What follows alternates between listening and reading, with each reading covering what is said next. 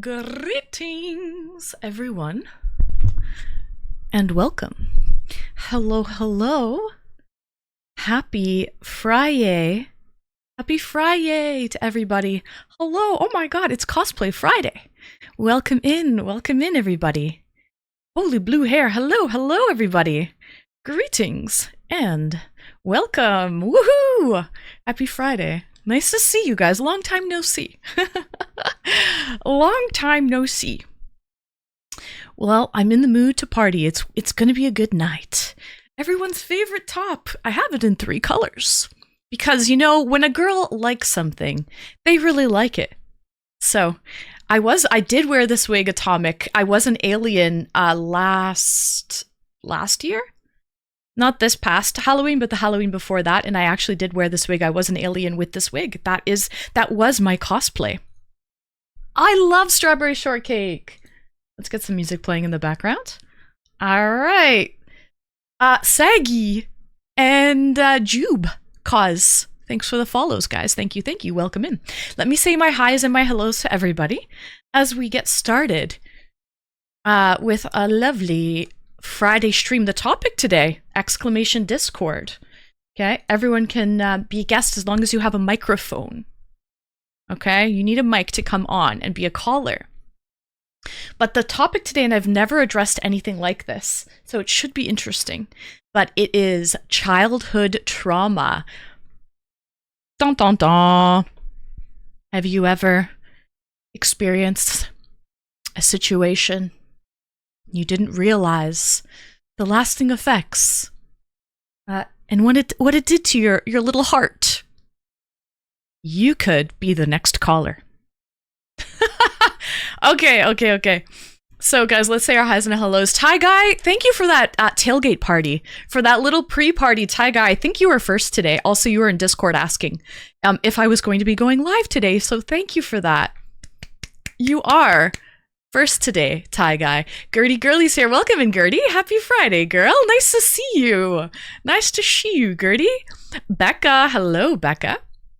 Welcome in. Happy Friday, Becca. Maple Marie. All my favorite girls are here. It's the trifecta. It's the 3 amigos. Welcome in. So, well, me. I'm part of the 3 amigos, but yes. Who else is here? Saturn. Hello, Saturn. Nice to see you, Saturn. You can jive, having the time of your life. Ooh. Siribot's here. Hi, Chaz. Welcome in. Nice to see you, Chaz.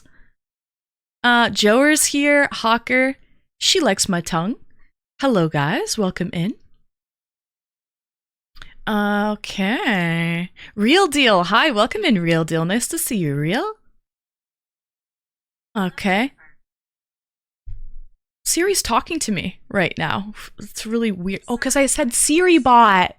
I said Siribot, chat. That's crazy. Bochi's here. Karma. Bruka. Hi, guys. Welcome. Happy Friday. The real Chief Keef. Welcome in, Chief Keef. Happy Friday, everyone. Atomic. Hello, Atomic. Nice to see you, Shvidi. Red Pyramid. Winkos. My Winkos. Big Dubs Winks. King Kamal. Hello, King. Saint. Hi. Welcome in, D. Saint Dawn. I love The Fifth Element, Bruca. One of my favorite movies. And this top does remind me of The Fifth Element. Absolutely. Nibs. Welcome in, Nibs. Happy Friday, Nibbies. Onesie Fella. Oh, all my favorites are here. Welcome in. And Stitzlin. Don't want to poke that demon. Okay, I hope my sound alerts are working today. And also my bitrate looks good. Actually, it dropped for a little bit there. But it looks to be pretty stable now. So hopefully I'm live in living color. There is no pixelation. Okay, there is no freezing or any of that stuff. Hi, Onesie Fella, how you doing? Happy Friday. Good to see you. Okay, there. I think I've said my highs and my hellos to everybody. So many babes to choose from here. There are so many babes. Gertie, Becca, Maple Marie, myself. Oh, that was the trifecta. Correct, Ty. I do have I have a lot of girl viewers, which I really appreciate, the ladies, because it says a lot. It says a lot when the ladies love ya. Woohoo! Hi, Monkey, welcome in. ABBA is the same backwards. And Snickers Dad, howdy, Snickers Dad, happy Friday. So, you've had wine? Nice, Monkey. Well, I have a beer. So, is it doing it for you, Ty? Well, I have it in pink and beige as well. Because when I like something, a particular style of a dress, a top, whatever, I buy it in every color. Fun fact, chat. I have 22 of the exact same dress in different colors. 22. I don't know if I should be proud or embarrassed of that fact, but it is a fact. That is a palindrome, the same forward and backwards atomic. So, hi Rick Bulow, welcome in. So, intriguing topic for stream. I know, Stitz, I've never actually addressed this topic before. Childhood trauma. This could be a disaster. This could be a beautiful disaster, chat. Are you ready to have a therapy session with Anne? Now, full disclosure, before we go any further, I am not a psychologist, psychiatrist. I am not formally trained in any of this stuff. So this is all for entertainment purposes only. Okay? Entertainment purposes only. I think Siri shut up, which is good. That's a good thing. Hi, Joe Fish. Welcome in. They do, Joe. I know. So am I crazy, or is that designer crazy for making 22 of the exact same dress colors? It's probably a disaster. It'll be a beautiful disaster, Gertie. Isn't there a good Kelly Clarkson song, Beautiful Disaster? Which I personally love. Woo! Everybody, give me the music. Beautiful Disaster. It's a great song. I don't know if it's a cover from her or if it's an original Kelly Clarkson ditty. All right. So someone mentioned earlier they have wine. Okay. What are you guys drinking? No, Atomic. No. So I feel the music too. Same. Actually, I don't even know what she's saying in half of this, in half of the lyrics of this song. So. Anyways, you're drinking a lot of water? Why, are you sick, Gertie? What's wrong, Gertie? You're usually into your IPAs. Oh no, you did? Okay, good. I'm glad that you had fun at least, and drink a lot of water. Hydrate yourself. Hydrate. Jaeger. Oh, nice. So, John Deeds, thank you for the bits and welcome in. I'm feeling those eyebrows, pretty lady. Oh, did you notice? So, yeah, I definitely did the eyebrows. Now, mixed with like the brown eyebrows, they kind of it came out a little bit darker, right? Because of the brown eyebrows. But the eyeshadow I used almost perfectly matched the color of the wig, like spot on. Just, unfortunately, the darker eyebrows darkened them up. So, okay. Hi, first time chatter. Welcome in. You do not have to drink, but I just know Gertie. And I know when she says, I'm drinking a crap ton of water, there's a reason behind that. It's not just because, it's just not for, I just know her a little bit better than that. I know there's a reason. Ty Guy! Thank you, Ty, for the 5. Breaking the ice. The gifted sub ice. 3, 4, 5. Thank you, Ty, for getting the stream off to a great bang. Such a great start. Okay, well, Gertie's drinking water. Someone else is drinking wine. This is the beer that I have tonight. I found, it kind of matched the wig. Okay? So we have St. Bernardus. And this is ABT 12. Whatever that means. That's like the type of beer that it is. And what is it? It's a 10%, so we're going strong tonight. Okay? 10%, and it's a Belgian beer. Actually, product of Belgium.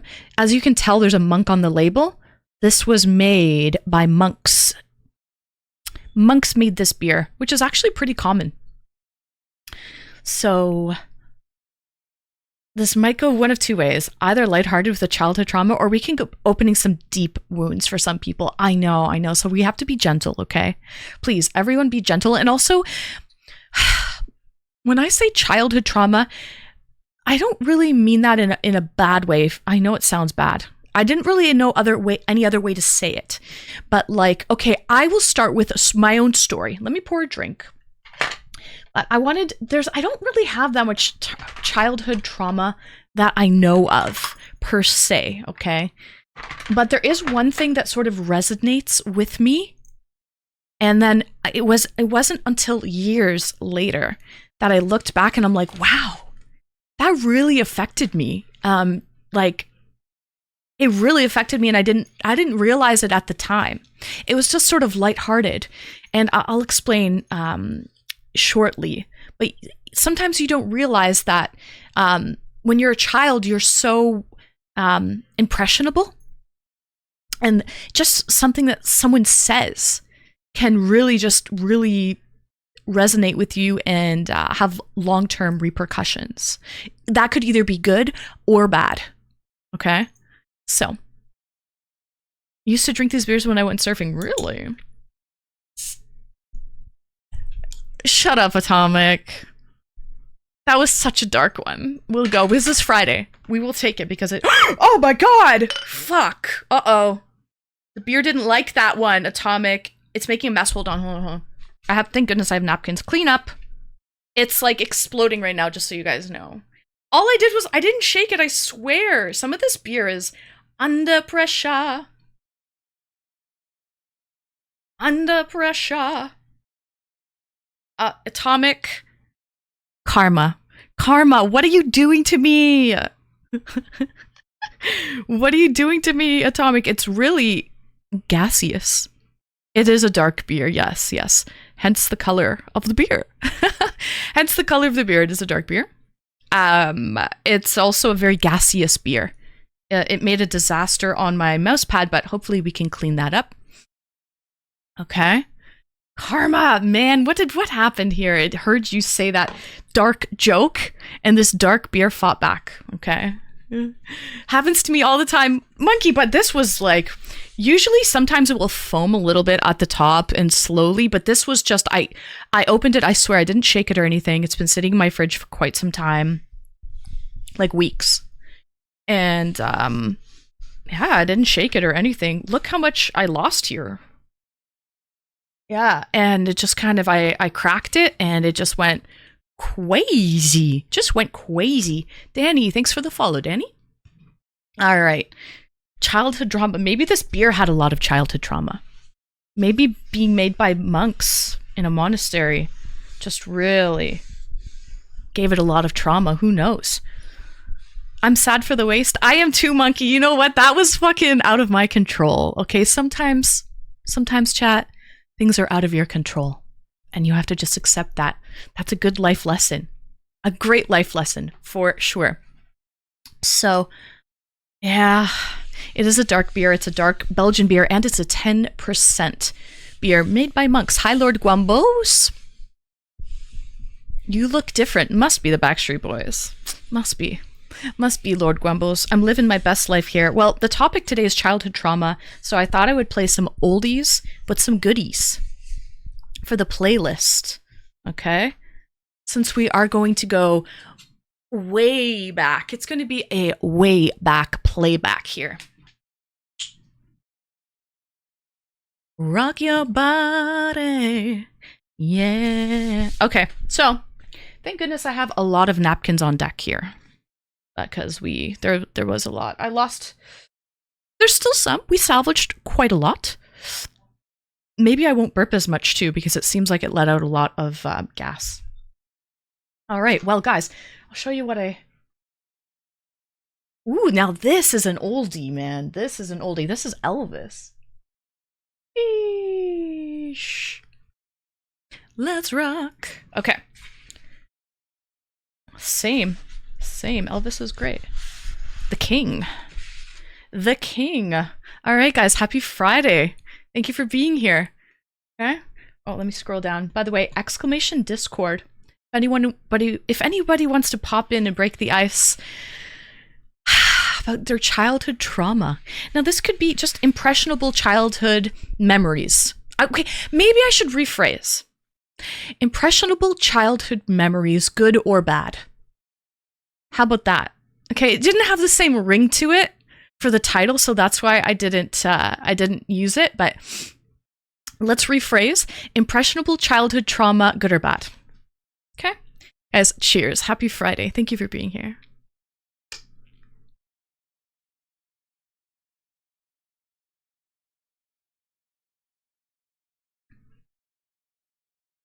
Oh, this is nice. 10%? I can't believe it. This isn't like that 10% beer that I had the other day. That was also a dark Belgian beer. The triple, I could really taste a lot of alcohol on the front end of it. This one, no. This is very smooth. I like a lot of beers. Ty, it doesn't have to be dark. I love blondes as well. Give me a good blonde, chat. A good blonde. Give me some Ho Garden. You can garden my hoe. Okay? Ho Garden is actually one of my first fave beers. One of my first fave beers. So I do like a lot of different beers, but I would say, thank you for the follow. I would say that I don't really like domestics too much. I prefer imported beers. I don't know. Call me bougie. I don't know what the reason is. Call me bougie. Hi, Shai. Good evening. Welcome in. But cheers.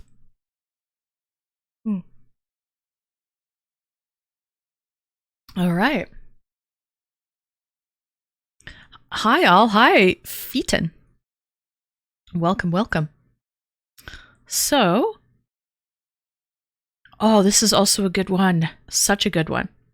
Okay. Oh, I wanted to show you guys what I'm going to be snacking on as well. We always have snacks on deck in the stream because usually I am sipping on something, and I'm kind of a lightweight. So I am a lightweight, and I always have snacks on deck just in case I need to balance out the effects of the alcohol. So call on me. Hot video. Oh, you like the video for this one?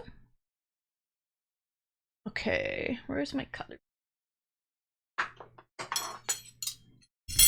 Okay, so we have curried meatballs with some rigatoni, and in the curry there's some carrots and little pieces of potato as well. So it's Japanese curry. Hi, all good. Welcome in. So it's Japanese curry. And I love Japanese curry. It's not as it's more, how can I explain it? It's very different than Indian curry if you guys have ever had Japanese curry. It's kind of like a flavorful gravy. Yeah, that's how I would say it. Like a flavorful gravy. Okay? Let's just dig in and try it and see how we like.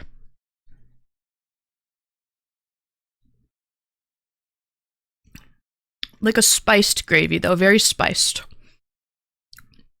So good. Hello, good evening. Welcome in, Master Viper. All right, so so we had a little mishap on the desk here. You know, whatever. Que sera, whatever will be, will be. Oh, hi, Dinosaur. Welcome in, Dino. Nice to see you. Cheers, Dino. Okay. So yesterday, the topic was dreams. Thank you for all of my guests who called in. It was a very interesting topic, and Dinosaur was very knowledgeable about the topic as well. Hello, Game Boy Slayer, and Dave the Dinglehopper and Ground Pounder. Landon, hi, first-time chatter. Welcome in. Cheers, guys. I'm drinking a 10% Belgian beer that kind of just exploded on my ass. But it's made by Monks. And Atomic made a dirty joke about Monks. And I think the beer was listening, Atomic. Okay? So be careful. Don't hurt anyone's feelings. W outfit. Thanks, Landon. I tried to dress up in cosplay on Fridays. It's cosplay Fridays. I'll be fully honest, I don't exactly know what my costume is today. I just went with the flow, so to speak. Woo! Stevie Wonder, we're playing the classics tonight. Okay. Hi Andy, welcome in, welcome in. It did what to your ass? What? Oh, to my I meant that figuratively. It exploded on my ass, Andy. I guess I set myself up for that one. I guess I set myself. Alien. Oh, I could wear the little alien. Yeah, I guess you could say I'm an alien. I'm futuristic for sure. I feel very futuristic wearing this. Okay. Yeah, get down to this tune. Exactly. Hi, easy peasy. All right. Sure. What a song. What a song. Hi, Tony Soprano. And your name is French. That is genius. That's off the cuff. So, Kansas song for a newbie. Fifth Element. Yes, yes, yes. That's what I feel like. By the way, I love that movie. One of my faves. With Mila Jovovich, Bruce Willis. Seriously, it's a classic. One of my absolute favorite movies. Okay. It is a great movie. It is. Yeah. Okay, so when Bruce is trying to get when he's trying to get onto the ship, and he's like, yeah, she's like multipass, and then he's like, yeah, they know it's a multipass, and then he's like, anyways, we're in love. It's hilarious. Thank you, Becca, for pinning that. That's wonderful. Yeah. Okay, cool. So if you'd want to come on the show, today we're doing Discord call-ins, and the topic is, it's a toughie, childhood trauma, but I use that phrase very loosely. It just could be impactful childhood moments that have shaped your future, good or bad. Okay? BRB, okay, Gertie. Cheers. You look like Liv Taylor. Oh, thanks, Master Viper. I've actually heard that before. But I usually get Cate Blanchett more often. Okay, guys, I tried to think of... Oh, thank you, Saturn. I tried to think of some, like, childhood trauma that I've experienced or just impactful childhood moments. And I do have to say that I've had a pretty amazing childhood. So I can't really say I've had a really traumatic childhood or anything like that. It's a beer. It's a Belgian beer that I'm drinking. It's a 10% Belgian beer. But there is one moment that I can remember pretty vividly that I feel like has shaped my childhood, shaped my future. And that would be when I was a little girl. My dad would always wear sunglasses, and he would always try to make me put sunglasses on when I go outside because I do have blue eyes, and blue eyes are very susceptible to the light. Just the cones are a little bit bigger, and so anyone with light eyes knows that they have very sensitive eyes in the light, and that's like a fact. Blue eyes are much more light sensitive. So yeah, my dad, who also has blue eyes, my whole family has blue eyes. My dad would always try to get me to put on sunglasses when I was a very small girl, just, like 3, 4 years old, 5 years old, always reminding me to wear my sunglasses when I go outside. So hi, first time chatter, welcome in. I'm 21. How old are you, Bobby? So forever 21. Cheers. Anyways, so dang, I got all the good genes. Baby making jeans, if you ask me. Ty Guy, you're hilarious. Chi-Town. Wait, are those green eyebrows? Well, they're supposed to be teal eyebrows, but with the brown, it kind of mixed and they look greener. The shadow I used is like this exact color. So, but they are. Yes, they are. I had to go full futuristic here. Problem. welcome to. Anyways, okay. So listen, my dad would always have me wear sunglasses, and every time he would say, Anne, put on your sunglasses, and every time I would put them on, he would look at me and make a big deal out of it and say, wow, you look just like a movie star. Every single time, with the dark sunglasses, he would make a big deal, a big to-do, and say, you look just like a movie star. So, yeah. And I am Fettin. Yes, I am. I'm mixed. Yes, I am.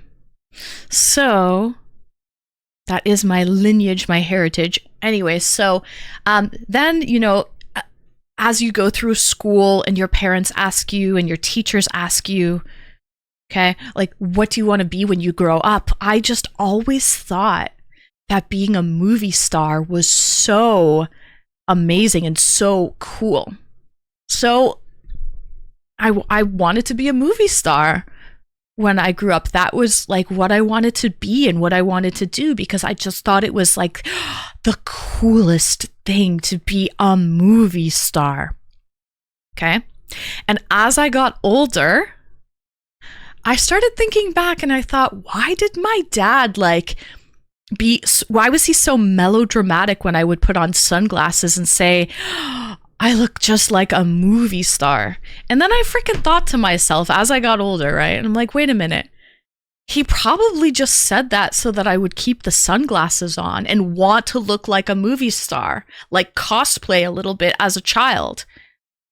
It was probably to protect my eyes. Okay? Not ethnicity, yes. Okay, my ethnicity is Canadian. My ancestry is Eastern European. So, it was to protect my eyes, Saturn. That's why he made a big deal and was like, you look just like a movie star, when I would put on dark framed glasses. But it really was impactful to me, and I didn't realize it at the time. I literally grew up, chat, wanting to become an actress or a movie star. That was the profession that I wanted to take on. And it was all just because my dad wanted me to wear sunglasses and protect my freaking eyes outside. So sometimes the things that people say to children are very, impactful to them, and you don't realize the long-term repercussions of them. So I know, Ty Guy, it was the sweetest thing. So that's not really trauma per se. It's not childhood trauma, but it was something that made me, it gave me, I was very impressionable as a little girl, 4, 5, 6 years old. And I thought that, wow, it would be so cool to be a movie star when I grow up. Right? Nice. You're from Slovakia. So you're just from, it used to be Czechoslovakia, right? So you're from the south. Twilight Zone, thank you for the follow. So, hi Joy, welcome in. And Nadim, thank you, Nadim. Glad you like it. Sometimes the smallest comments you say stay with you forever as a child, like a core memory. That was a core memory, Ty. And you know what's crazy? It took me freaking years to even realize what was happening. The fact that my dad just wanted me to wear sunglasses and made a big deal saying that I looked just like so pretty, so amazing, just like a movie star. Yeah, so that's definitely the most impactful thing. And literally I grew up wanting to be an actress, going, for my dreams and all of that stuff. Just because of that one comment. Hi, Mr. Cairo. Yeah, just because my dad wanted me to wear sunglasses and protect my retina. But I didn't realize it at the time. Cheers, chat. I didn't realize what the reasoning behind it was. I thought it was just so cool to be a movie star. Cheers. Mario Olaf, thank you for the follow. Okay, sure. That was my story. I hope I broke the ice with you guys there. Does anyone else have any impressionable childhood moments? Okay. Impactful childhood moments. Floorface, thanks for the follow. Good or bad. Please, exclamation Discord. And you can call in to be on the show. I would love to hear it. Okay? This is your chance. If you want to trauma dump, you can do so.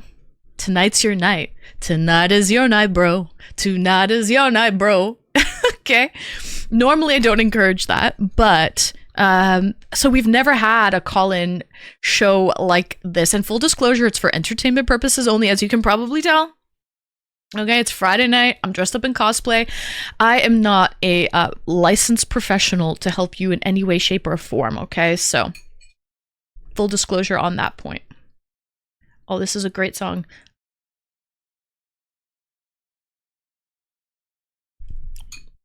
No trauma. Call in, Stitzlin. If you have something you would like to say, it's a call-in show. Exclamation Discord, join the Discord, and then you can pop into the Twitch stream queue channel and I will drag you up. Okay? No video, just microphone only. This is old school for sure. No childhood trauma, but one thing I will never forget is that I couldn't bring an ice cream outside when playing. That reminds me, my grandparents, who are like old school Eastern European, would always tell me if I ate too much ice cream, I would freeze my stomach. Am I the only one that their grandparents said that to? That if you eat too much ice cream, you would freeze your stomach and you would have to go to the hospital and have surgery. That was kind of scarring, come to think of it.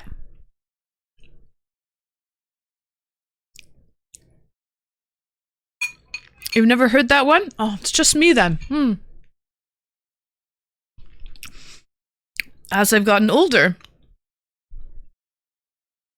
I realized probably just didn't want me to eat the whole tub of ice cream. Well, did it kind of work? No, it didn't work. It did not work. That one didn't work. Cheers.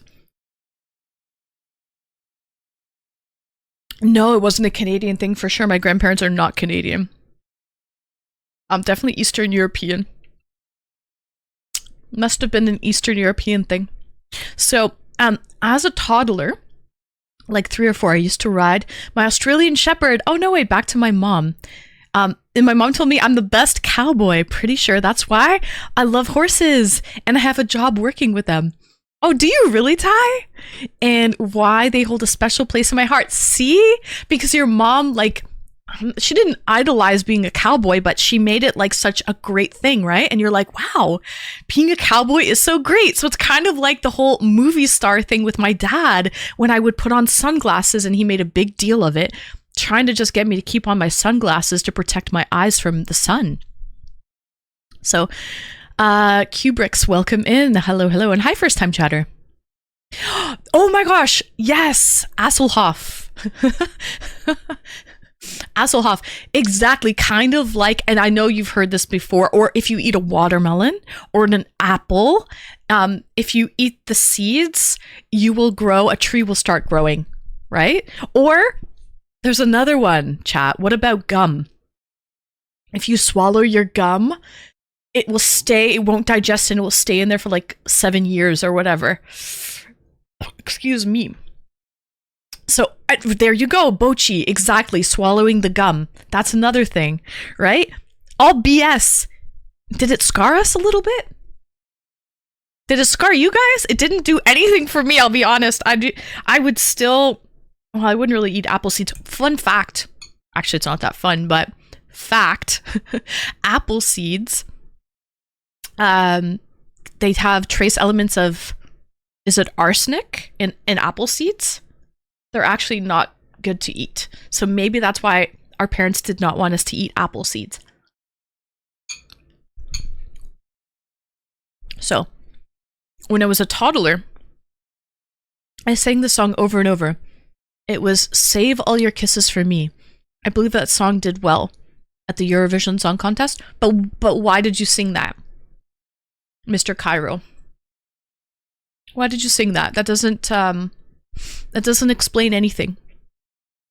I haven't had gum in so long. Why, onesie fella, did it scar you? See, Chaz, it will take 5 years for you to digest gum if you swallow it. See? Or swallowing watermelon seeds or swallowing apple seeds. Oh, it has cyanide, not arsenic. Cyanide and apple seeds. So that actually makes sense. I don't know about watermelon seeds. This is a great song. Don't wanna be a player no more.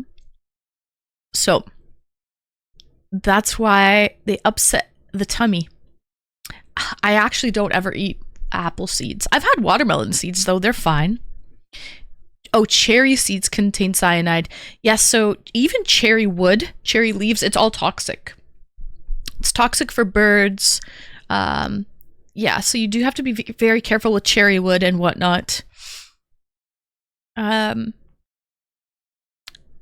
you eat like a pound of apple seeds, yeah. Well, still, I mean, cyanide is cyanide atomic. Probably better not to swallow any apple seeds. I don't know, 70s, there was no internet. Oh, I see. So that's not really... Okay. Would you say that was like traumatic or influential for your future, Mr. Cairo? She said gum, right? Well, swallowing gum, there was that old, thing that people told you, your parents or your elders told you, where it takes like five years to digest gum. But also, don't swallow watermelon or apple seeds because a tree will grow, or you'll grow a watermelon like vine. Mr. Vegas is here to say hi. Hi. I'm eating, so he's very interested in the meatballs. Very interested in the meatballs, probably subconsciously. Fatin, cheers. Probably subconsciously, to be frank. Some reason I haven't eaten chicken nuggets because of Jamie Oliver's video. I haven't seen the video, and I probably don't want to see that then, onesie fella. Oh, that's another thing, Atomic. Eat everything on your plate.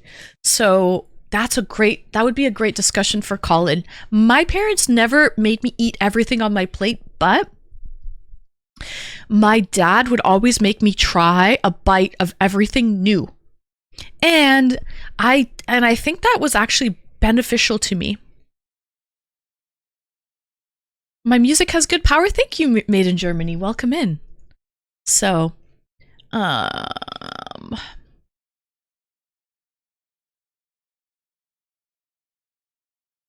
Harry Man, thanks for the follow.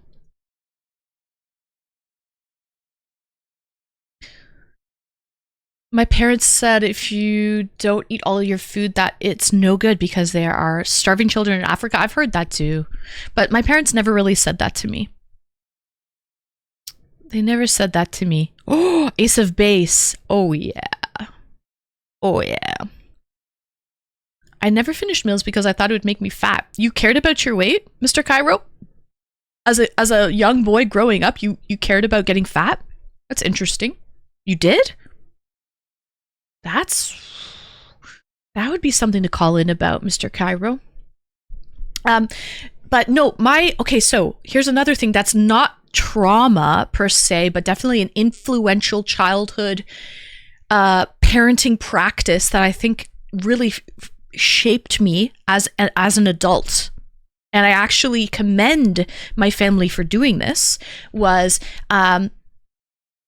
I was never really a picky eater, but there was always interesting things on my plate that I've never had before. As a child, you're always introduced to different foods that you've never had, right?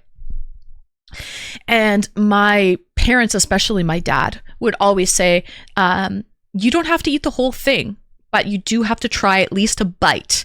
You have to try a bite of everything on your plate. And if you don't like it, that's fine. You don't ever have to eat it. You don't have to eat it again, but you at least have to try it. And so I always had to try anything on my plate, anything new. And I wouldn't be able to leave unless I tried everything on my plate. So I didn't have to finish everything on my plate, but I did have to try it. And I really do think that has shaped me as an adult to be extremely adventurous when it comes to food. I will eat anything now. I will try anything once.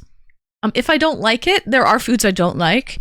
And if I don't like it, I won't eat it. But I will always try something at least once. And so I think that really did help me. So why did you have to try a bite? I don't know. That's a good question, Pete Ski Pablo. Skibbity. Good freaking question, Pete. I don't know. But he clearly wanted me to not be a picky eater and be open-minded enough to try everything on my plate. I went through a phase, Mr. Cairo, where I didn't like mushrooms because I had these like super greasy, overcooked fried mushrooms, and they totally turned me off from mushrooms for decades. But then I recently got introduced to them, and I like mushrooms again, thank goodness. But I did have one bad traumatic mushroom meal where I was like, oh, I don't like mushrooms. But they grew on me after a while. Monkey is from England. Thanks, Atomic. I drink a lot. Well, cheers to that. Happy Friday. Oh, that she won't. At least try it. Exactly. So I'll be honest. I liked the thing that it was called. What is called a story pick. I haven't seen you stream in a few days. Happy to hear. Thank you, Pete. Thank you. Well, the photo worked, I guess, then, Pete. Good to know. Cheers, Gertie. I think that is what made me picky. My mom made me try everything too. So it went the opposite way for you, Becca, because okay, Becca is a certified very picky eater. Great song, by the way. Bangers tonight. Absolute bangers. I guess it went the other way where your mom forced you to try different foods on your plate and you didn't like them. Where, I mean, I didn't, okay, one time I will say another traumatic thing when it came to food. I don't know how my family got it, but we got some venison, which is deer. You don't buy that at the grocery store. For sure, that was like we knew someone who was out hunting. Probably a family friend went out hunting and killed a deer. And we had some deer meat. I didn't know at the time. I was very young, maybe 6, 7. I love venison. Harry Man, I like venison too, first time chatter. But I will say something that was kind of traumatic for me is there was some food on my plate one night for dinner and I had to eat everything and I tried a bite of it and I didn't mind it. It was fine. I didn't not like it. But after I ate it, my dad said to me, "You just ate Bambi." He said I ate Bambi, chat. And as a young kid, growing up, loving Disney, crying at the opening scene of Bambi every frickin' time when Bambi's mother gets shot by a hunter. Jeez. That was impactful, chat, to know. That was not cool to say I just ate Bambi. It was not Bambi. It was a deer. Okay? It was not Bambi. Okay? You don't, and if Mr. Cairo, it's sad. It's a bit tragic, I'm not gonna lie. Yeah. He's an orphan. So, actually, I don't know if he's he's not an orphan, actually. Wait a minute, he's not, because we see his father, the beautiful buck, later on in the movie, and he's beautiful. But regardless. That wasn't cool to say you just ate Bambi. Hi, Omni Overworld. Happy Friday to you. Happy Friday. Cheers. Okay, so guys, if there's any parents out there, please don't ever tell your children they ate like a creature that they've watched on television. That's probably not a good thing to say. That made me cry. I burst out in tears. My parents thought it was funny. That was not funny for me. That was not funny. That was very traumatic, actually. Cheers. No wonder I drink 10% beer. Monkey, no fucking wonder. Wow, we're really, this is, how come this is all my trauma right now? This is a call-in show tonight, chat. What's happening here? What's happening?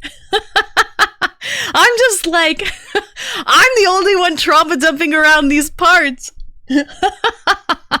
Oh my god.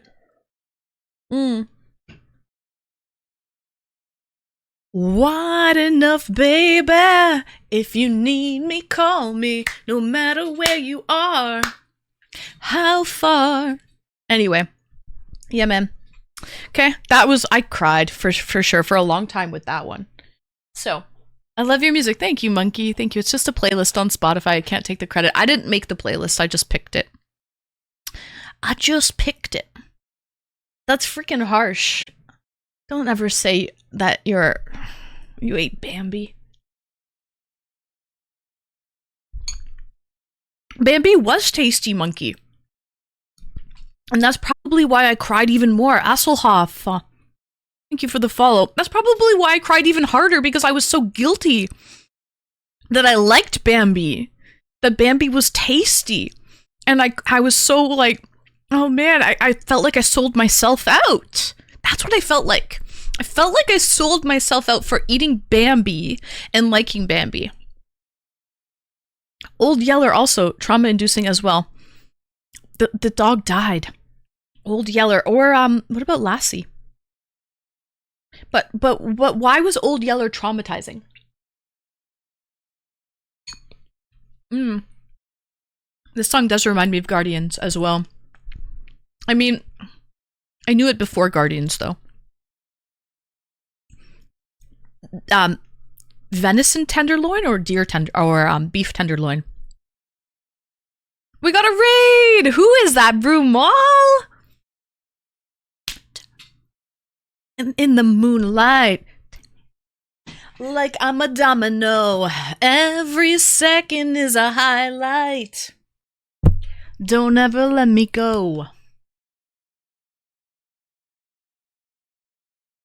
Like I'm a domino. Brumal. Welcome in, Raiders. Welcome in, Brumal. How was your league game? Gertie, thank you for the 5. Minty is here. Hi, Minty. Welcome in, girl. We have another lovely lady in the chat.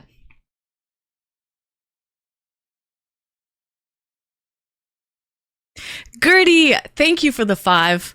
Cheers, guys. Happy Friday. And Minty, Leafia is here. Minty girl, thank you for your sub. How many months has it been?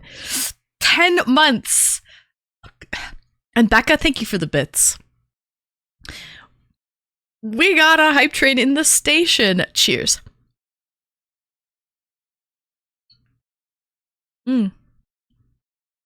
Gertie, did your gift just change? Or was it always that color?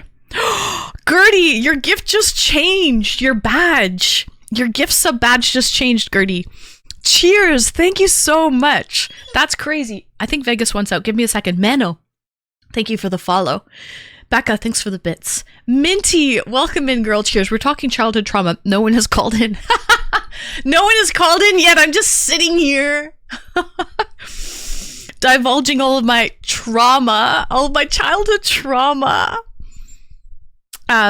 Reindeer's pretty good too. I would love to try reindeer. Asselhoff, that's different than caribou, right? I've had caribou, and I think that's the most delicious red meat that I've ever had is caribou.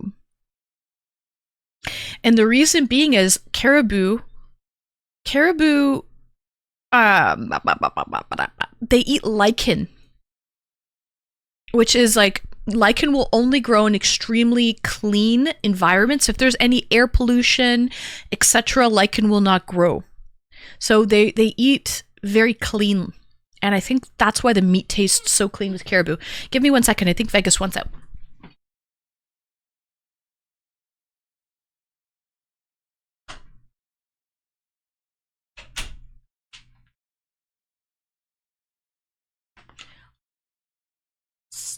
I ate caribou raw in the Arctic. Ooh, I've never had it raw, King Kamal.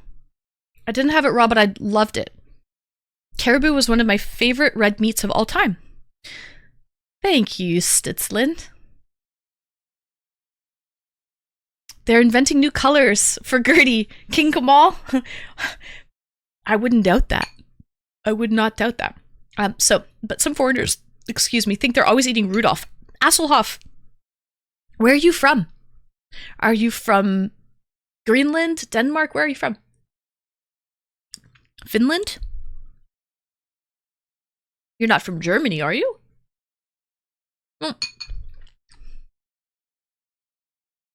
Ty, quit looking so good. I'm going to have to arrest you and give you adult... Handcuff me. Tie me up. Give me some adult trauma, Ty guy. That's a good one, actually. That's pretty good. That was pretty witty. Hi, first-time chatter. Welcome in, soldier. So, Inuit country food. So they call it country food. So Inuit people, it's derogatory term to call people Eskimo. Okay, but if I say Eskimos, I think people will all understand what that means. But that's a derogatory term, so it's Inuit. And any country food is locally caught food that you cannot buy in the grocery store. And it's also, I think they don't really have any hunting restrictions. They can hunt whales, but yeah. So a lot of Inuit people call that local food country food. So the outfit's so cute. Thank you, Gertie. Thank you. The little dance. Get down on it. This is a very Friday night for sure. Everything that needs to be contained is contained. Yeah, no more, no less, Brumal. How was your league game, by the way? Did you catch dubs? Happy Friday, Brumal. Say hi to Bookworm. Bookworm, is Bookworm with you right now? Okay. Well, some people like that stuff. You can even eat lichen from the caribou stomach if you extract it from the right caribou. So is that like eating greens? Does it give you a little fiber? If you eat some lichen from the stomach of the caribou? Monkey! Thank you for the sub during the hype train, Monkey. That's your first sub. Woo! Big dubs, Monkey. We got one! I'm just joking, Monkey. I am just joking. I feel like Ghostbusters, you know? We got one! Thank you, Monkey, for your sub. Cheers to month number 1. So, it's like a salad. This is actually a well-balanced meal then, to be honest. I've never had any contents from a stomach. I've actually never even had haggis. Brumal with the 5. Thank you, Brumal. Let's go. This guy raids in and starts gifting subs like a true G. 3, 4, 5. Thank you, Brumal. Thank you for the love. And for hitting level 3. I love haggis. I've actually heard good things about it, Monkey. I would love to try it, but I'm in Canada. It's not really... Can't find haggis at like the local grocery store. Although, Ty! Let's go, Ty! Thank you!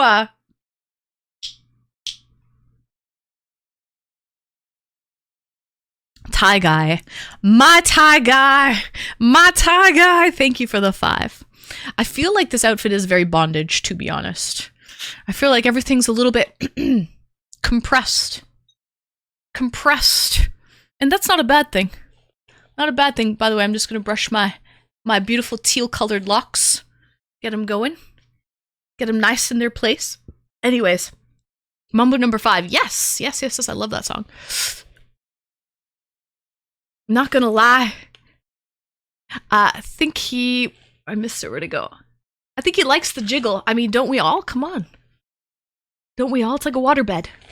Who remembers waterbeds?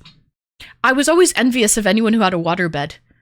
But then I tried to sleep on a waterbed one night, and I wasn't used to it. I could not sleep because it was just too weird. sleeping on a waterbed, man. It was too freaking weird, and I was always so scared. Oh my goodness, Gertie!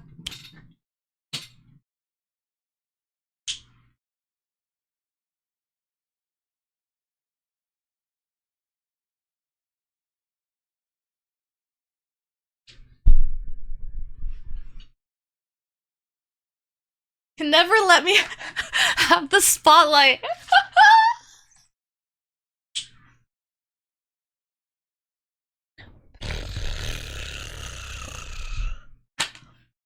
Gertie, thank you for that. Ty Guy, you're hilarious, I have to say. You're a new friend, but I like the cut of your jib. Okay? I like the cut of your jib, Ty Guy. Waterbeds weigh a ton, and I was always so scared I would puncture the waterbed and create like a freaking mass flood. Minty, let's fucking go. Minty, thank you for your sub as well today. That's very lovely. I appreciate the support, Minty. I really do. So, but yeah, so I always thought it was so cool, mystical, to sleep on a waterbed, and then I actually did it, and I was like, oh man, this is weird. Not a lot of support. Go figure. Monkey! This is a classic. Flick in your beat. It's Theo. Wetter than a cup of tea.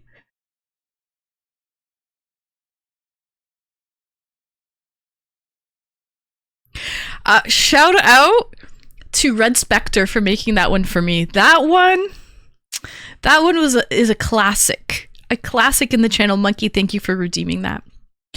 Sex on a waterbed is the weirdest.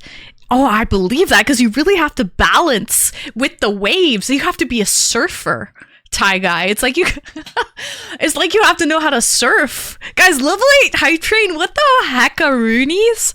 Thank you guys. Thank you so much. But yeah, you have to get used to the waves. So I'm too visual for that comment. Cheers.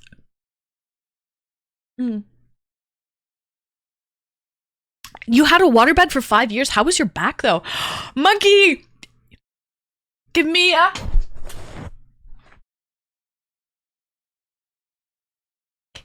Like I wish you would. Push it. Push it. Dun, dun, dun, dun, dun, dun, dun, dun, dun, dun, dun, dun. Shout out to all my old heads out there who actually know that song. Welcome in First Time Chatter. Yes, it is. Yes, it is. So, thank you so much, Monkey, for that as well. Gertie, thank you for gifting a sub. Let's freaking go. Salt and pepper push it. I loved salt and pepper. Oh, thank you so much, Gertie, for dropping some 6-inch action over here. We have a BLT and a chicken teriyaki and a meatball sub. Okay? There you go, guys. There you go. Hi, welcome in, Yorgi. So, thank you so much. Do we have more than that coming up? We've got 15, and Twitch is glitching. It was 15, Maple. Oh my goodness. So I don't even know if Subway makes 15 different varieties of subs. We have a Veggie Delight. Peace. Cheers. Harryman, what would PP be? Out of curiosity, exclamation PP. What would that mean? Out of curiosity, I really don't know. Oh, it's not your fault, Gertie. Don't worry. And also the gifted sub, redeem is like a really short one too, so it's not even that annoying. It's manageable. I did that on purpose. Because sometimes Twitch does glitch with the gifted subs situation. I don't know why it does that. It just does. There we go. We got it. Yeah.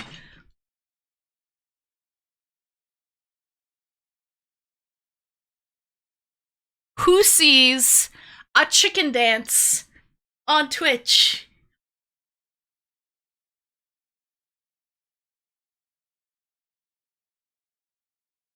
Thank you, Gertie, for a lovely chicken dance. Well, it came through as that, I guess, for 15, because there's no alert for 15. It just goes 5, 10, 20, 50, 100.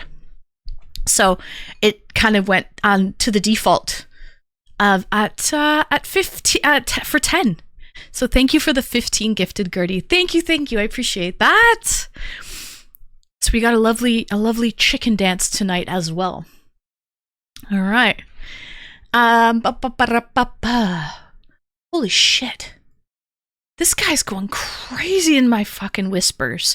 Buddy, I'm so sorry. I just want to let everyone know I don't check whispers until after stream's done, okay? If you would like to chat with me, please type come into the stream and talk to me in stream. I don't check whispers. I'm so sorry. Oh no, wait, I just got a follow from CuteBot Booba. Don't tell me it's really CuteBot. Imagine. I got a follow from CuteBot. Actually, she followed me on her alt account already. CuteBot followed me on her, like, you know, she's got another one that she like gets ready and she raids into her CuteBot channel. She followed me on that one. So CuteBot actually is following me on her alt account at least. I don't know how to whisper, Monkey. That's probably for the best. Okay? Probably for the best, because I feel like if you can't say it in chat, okay, it's like back to childhood trauma. Okay, if you don't have anything nice to say, don't say it at all. That's what your parents and your teachers and everything used to say as a kid. If you don't have anything nice to say, you're probably not saying it in chat. Okay? It's probably R-rated, or who knows? Lord knows. Lord knows what it is, okay? Yeah, that's what happens, Mr. My Thai guy. That's what happens. It's usually sweet nothings.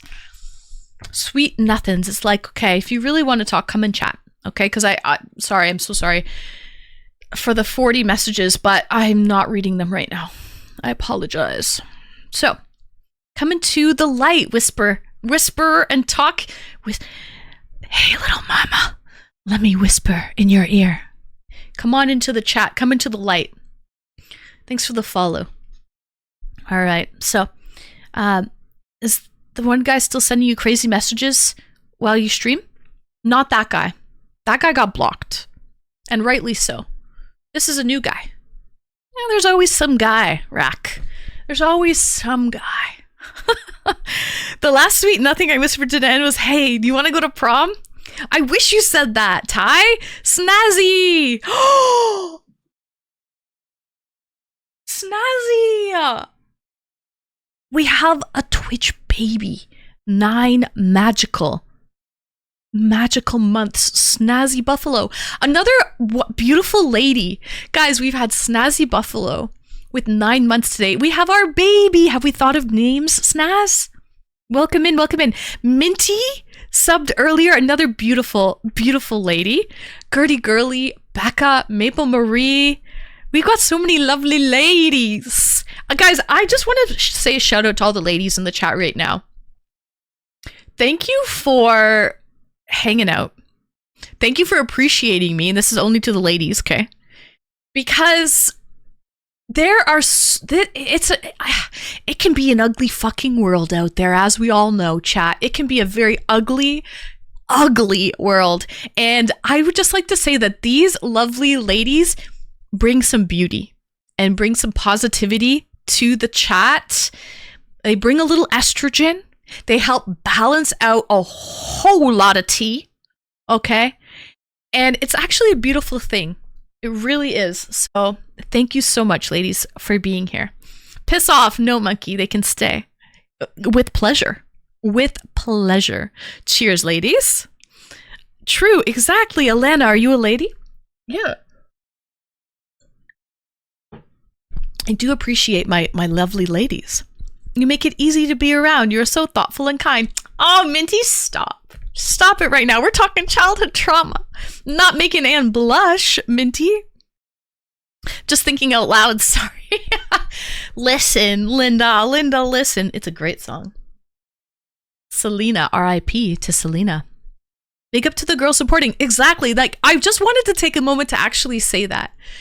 because it can be an ugly freaking world out there. Trust me, I've seen it firsthand. I have seen it firsthand, and it's very ugly. And so when you find some really supportive, just girls with good intentions, you know, who are here for the right reasons, that is something to be treasured, for sure. Thank you for the follow, Voted Emperor. First time chatter, Selena faked her death and became J-Lo. Whoa, that's a hot take. You should have been here, Rig TV. You should have been here for my hot take call-in a couple days ago. That would have been a great topic. So, hi party, welcome. Thank you for the follow. So, does anyone want to call in? Or is it going to be me discussing a lot of childhood trauma? You have all the hot. Do you really? Oh, good to know. Good to know. I like the color of your handle. My cyber girlfriend says I have to go to bed. Monkey, okay, well listen to her then. I'm not here to cause any fights.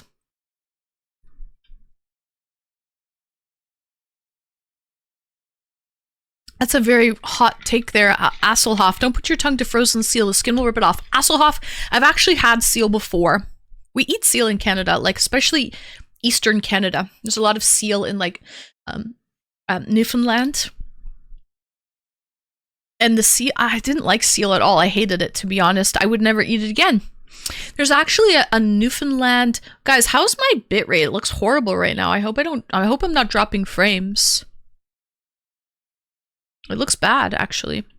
Anyway, there's a food, Asselhoff, in Newfoundland called seal flipper pie.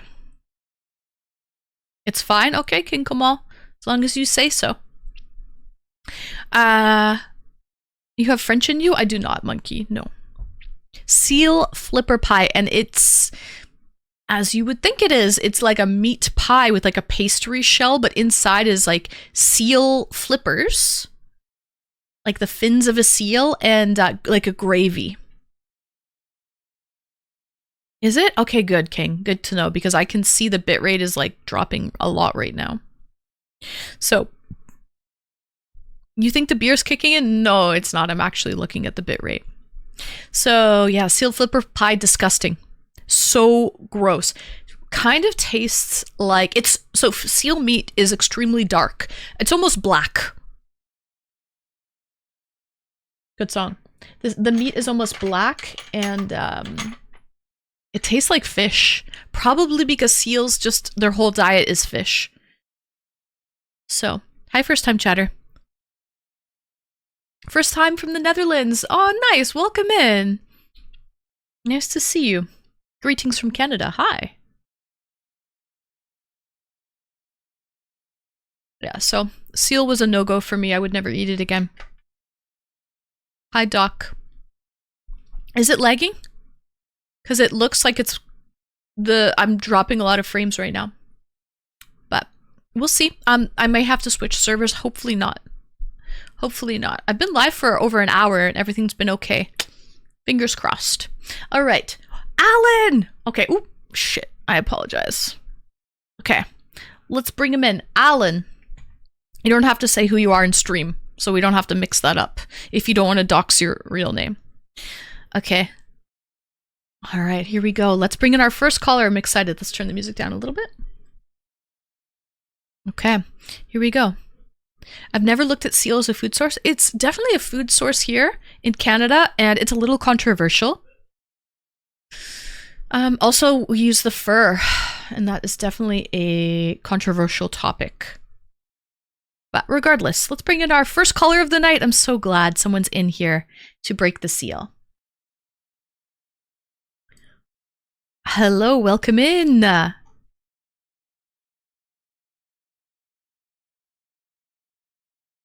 Alan? Alan, A-L-A-N. Monkey. Alan! We can't hear you. I think he's having mic issues right now. So, baby seals, they are very cute, especially when their fur coat is still white. When their coat is still white, they're very, very cute. And I think the controversial subject with seals in Canada is people will club them to kill them with a club. And they're saying that's not very humane.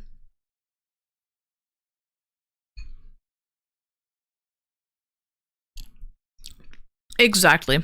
Clubbing them with like a baseball bat, correct. But I would never eat seal again. I hated the meat. It was so gross, man. It tastes like the fishiest fish you ever had. It doesn't taste like red meat. And by the way, the meat is like black. But it tastes like fish. But like super strong, like mackerel, salmon, fishy fish. So it's kind of sad. The clubbing, yeah, it is for sure. Clubbing the seals. It does kind of make sense, but still, it wasn't tasty. So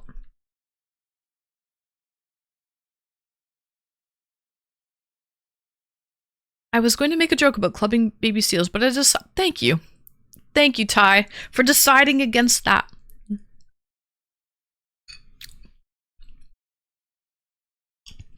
I don't think they outlawed it, Hawker. They were trying to.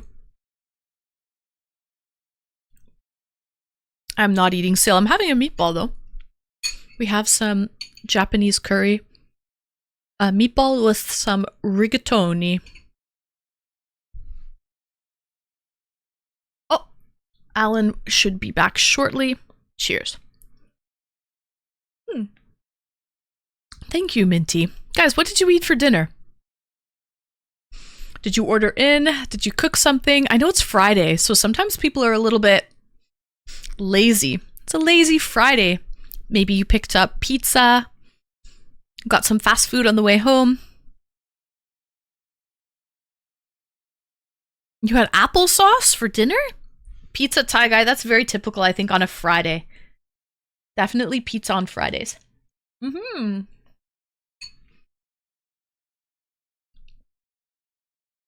Oh, nice. I hope you enjoy your trip to Japan.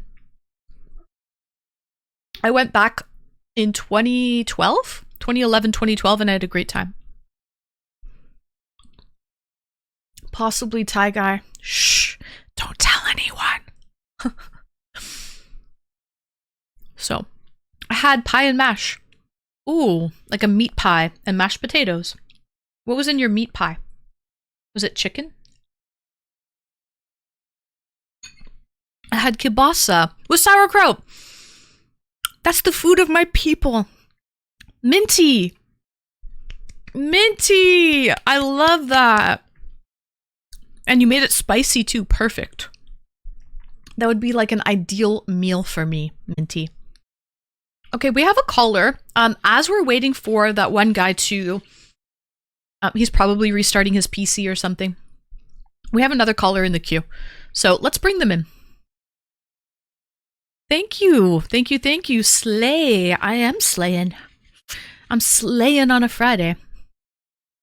I wish I could go back and see if I have in-laws still alive. What? That's weird. That's suspicious. Okay. Let's bring in our next guest as we're waiting for that one person to come back. Excuse me. Hi, Blood. Welcome in.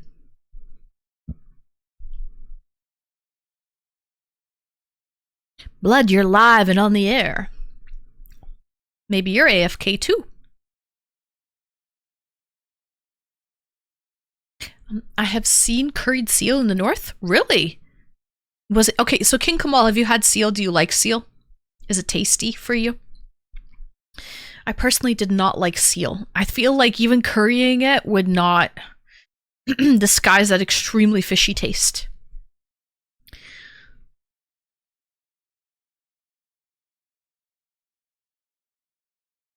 Blood. Hello, hello, Blood. You are deafened and muted. You must be AFK. No. You didn't like it? Yeah, it's gross. It's gross, man. It is not my thing. Seal is quite wild. Too much flavor in some sense, yes. Absolutely. You cannot even make a pie out of it and make it taste... Like, even if you disguise seal in a pie chat, there's no saving it. It will not taste good. Tastes like imagine a fishy, very fishy meat. This guy's having a full-on conversation in whispers with me. Oh. Okay, guys, childhood trauma. Intergalactic, planetary. I love the Beastie Boys. Okay, guys, childhood trauma. Anyone? Highest scapegoat. Let me know some childhood trauma, guys. Or, either good things or bad things. Like, I actually have to commend my family for making me try everything on my plate when I was a little girl, because I feel like that made me extremely adventurous as an adult to try everything and try anything once.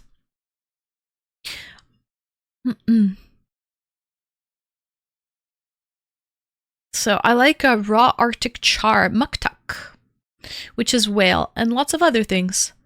But I passed on the curry seal. Yeah. I like Arctic char as well. That's a good, that's a very tasty fish. It's a white fish.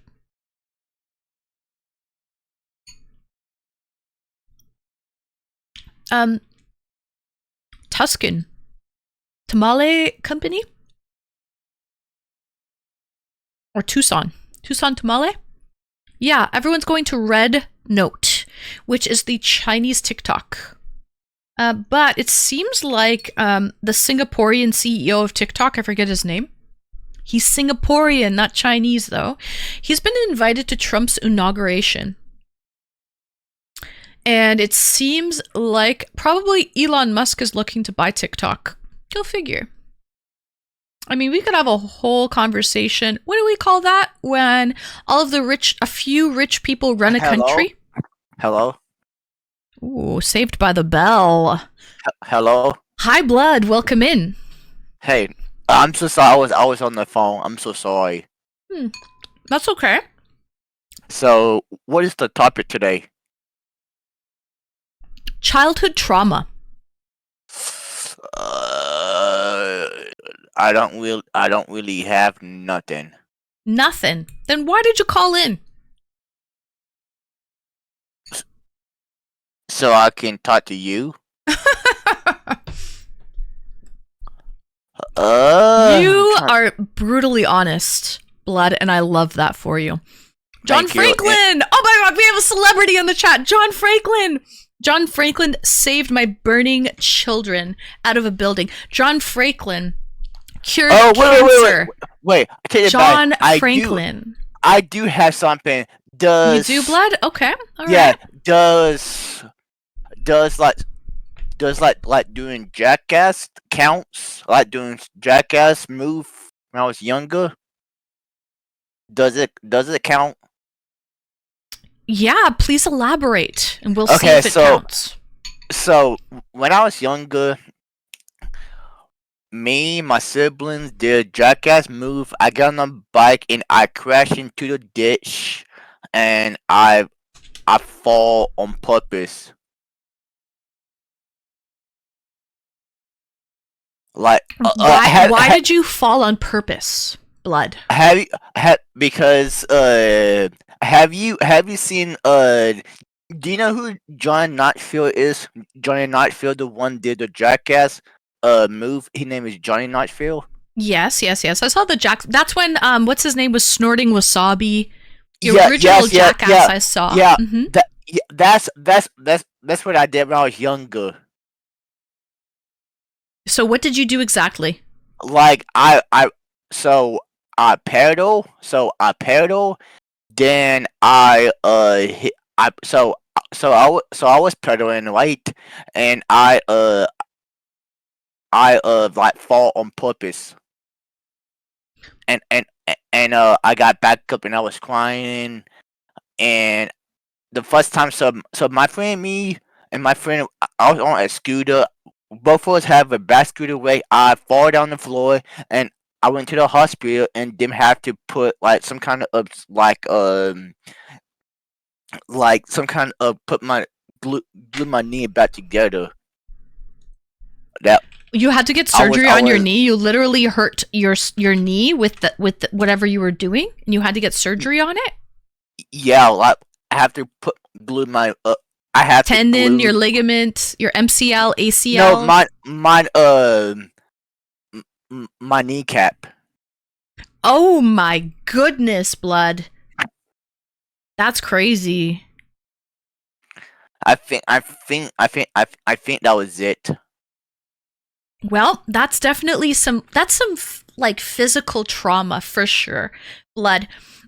What about if we talk about Oh, I see you waiting in the wings. Hang tight, okay. What about some like mental trauma? Like, Like is there anything that your parents said to you growing up, or any maybe classmates at school, or anything like that that you found was it shaped you in your adulthood? Very traumatizing for you in the long run. so okay, I got a question. What I can say on your channel? Good question. Because I know, Blood, you mentioned before that you have a learning disability. Yes. Try not to say the R word, the big R word, Don't say that word. I'm not. And I think you can pretty well do it. Like, obviously, you don't want to say anything racist or R words or anything like that, but everything else should be okay. So when hold up, give me. So when I was like 9, I didn't know any better. So she was my first ever girlfriend, right? And I was 9 years old, and I didn't know any better. I went up inside McDonald's playground, and I kissed a girl inside McDonald's playground, and we really didn't. I kissed at McDonald's playground. Then my second girlfriend, I make out with her, and I have all that with her, and I think I guess like two girls want me to have sex with them, and I did it, and You did it? Yeah. In the playground? No, in her bedroom. And that was your first time? Yeah. What did you think? I enjoy that so much. Okay. At least you're honest. At least you're honest, okay? And I think that was it. Well, again, thank you so much for dragging me in because I love talking to you. Thank you so much. Listen, Blood, I want to thank you for calling in. I would think everyone should have as long as you're polite and you're respectful, you should be able to call in and have a platform to speak on. It doesn't matter what your age is, what your ethnicity is, what your IQ is. Okay, chat, this is a safe space for everybody. If you are here with the right intentions, you should be able to be a part of the community. So, Blood, I want to thank you for calling in, and we'll see you in chat. Okay. Okay. Bye. Bye. Take care. Bye. All right, guys. Bye. We have a couple callers, so let's bring in the next caller. All right. We have a few callers. Hi, welcome in. You're live on stream. Hello. How are you? I'm good. How are you? Yeah, I'm very good. Nice. Where are you calling from? I'm from Germany. Oh, nice. Do you know John Franklin? Yes, I'm his moderator. Oh, we have John Franklin's mod calling in. Oh, that's wonderful news. Thank you for calling. You're up so late. Yeah, thank you. It's 4 a.m. right now. Ooh, demon time. Yes. Yeah. Getting a little bit sturdy. Well, we're going to try to, as a moderator on Twitch, you should know, how dirty we can get. We don't want to get too dirty, okay? No, I'm not. But we want to get just, like Our I hands don't do dirty, anything maybe. like that. Of course, of course. So, childhood trauma is the topic tonight. Yes. It's all for entertainment purposes only, okay? So, I'm not a professional, just full disclosure, but we'd love to know about, anything influential as a child that have affected you either positively or negatively. When I say trauma, that has negative connotations, but even maybe like your parents forcing you to eat everything on your plate, for example, maybe that has made you adventurous to trying new foods in your adulthood. Right? Yes. So Yeah. mhm. I was a person that don't eat everything my parents give me. Mhm. I said every time that I don't want to eat this or this. And yes, I don't have like a strong trauma, a negative trauma. But yes. So no stories, no positive or negative stories from your childhood. I'm calling cap on that one. Everyone has something. I have a positive trauma. Okay, what's your positive trauma? On New Year, they buy like how does it say it in English? Like the bombs, rockets, and something like that. Fireworks. And we threw the bombs, and they are every time like some guys they walked around us, and then the police came, and we just run away from them, Is it And, illegal to let off fireworks in Germany, like on your own? No, but I think it's illegal when we do it like in not on the on the last day from New Year, Oh, okay. So there's only designated times when you can let the bombs off or the fireworks off. Okay. Okay. So the police came. Did you get a fine? Did something happen? No, we run away, and one friend of mine got base raided. got raided by like the police? Is that what you mean? Yes. Yes. Like yes. the SWAT team came in and raided his apartment or his home? Yes. To look for the fireworks? Yes, and like the other kids, they said that he got like a gun and something like that. Wow. Oh, someone said he had a gun. And that would make sense to justify raiding someone, because I don't think police could just get a warrant to raid your home for like fireworks, at least not in North America. No, Thai guy, he's German. Hi, first time chatter. Welcome in. So, wow. But I guess they didn't find any guns, right? Yes, they don't find any guns. I'm sorry that my English is a little bit broken, but I can understand you very well. I can understand everything you say. Mm-hmm. But that's okay. Yes. Thank you for calling in. Your German is a lot better. Sorry, your English is a lot better than my German. I will say I watched back John Franklin's stream when he called in last time, and I was there trying to figure out what everyone was saying. It was very difficult because it was all in German. So yes, I can, yeah. He's watch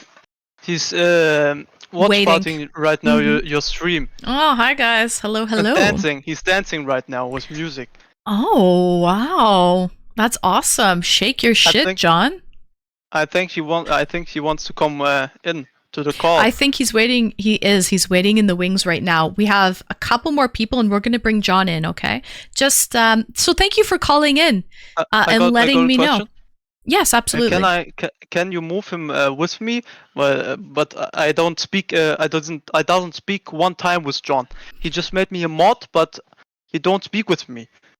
So he wants to bud the line, chat. Should we let John Franklin bud the line? I think we should, since John is watching me right now. I don't know how many people are there. So, but 3 right now. 338. All right. Okay, cool. So, John Franklin, let's bring in John. Hello, John. Welcome in. What's up, Anne? How are you? I'm doing amazingly. Hello, Thank you John. for calling. I'm your mod. Yeah, that's my mod, Michael.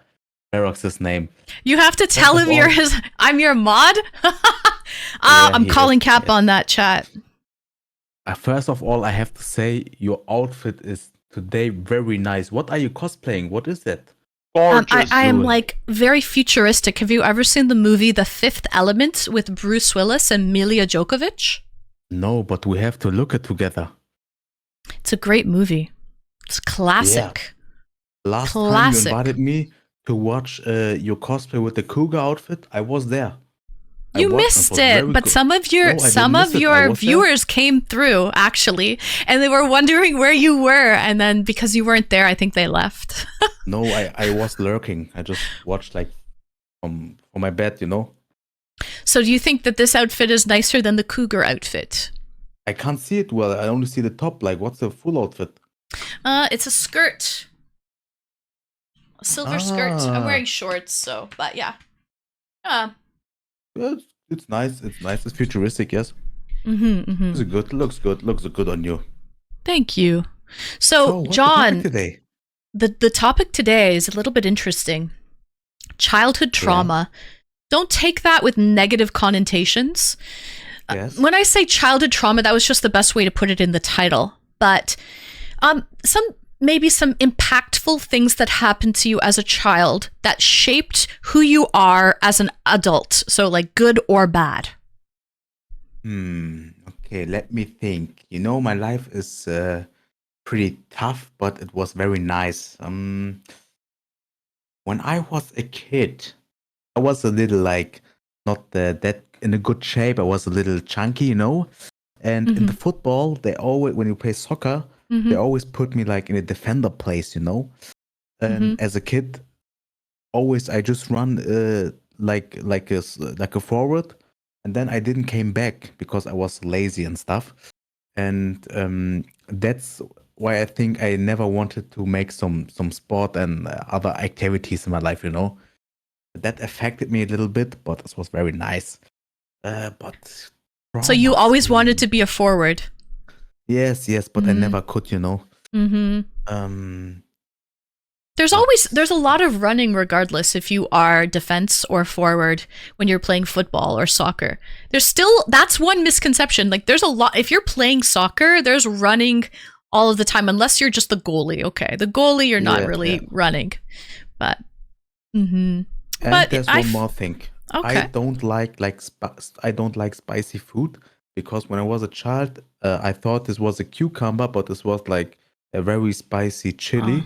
And I bite it, and it was so spicy that I nearly cried as a kid. And that's why I don't like spicy food. That's like a trauma for me, you know, like a little bad one.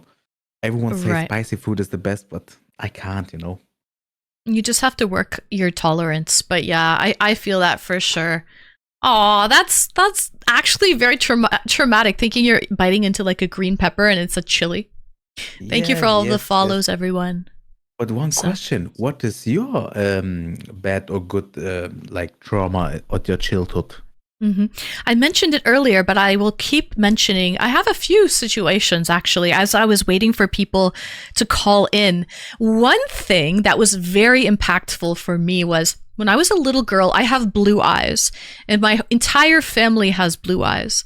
So my father always used to try to get me to wear sunglasses outside to protect my eyes from the sun, because blue eyes are very so beautiful or what? No, they're very sensitive to the light. Any light-colored eyes are very sensitive to the light, meaning like, you know, yeah. So my father tried to get me to wear sunglasses outside all the time as a little girl, maybe 5, 6, 7 years old. And he would always say to me, wow, you look just like a movie star every time I would put the sunglasses on, right?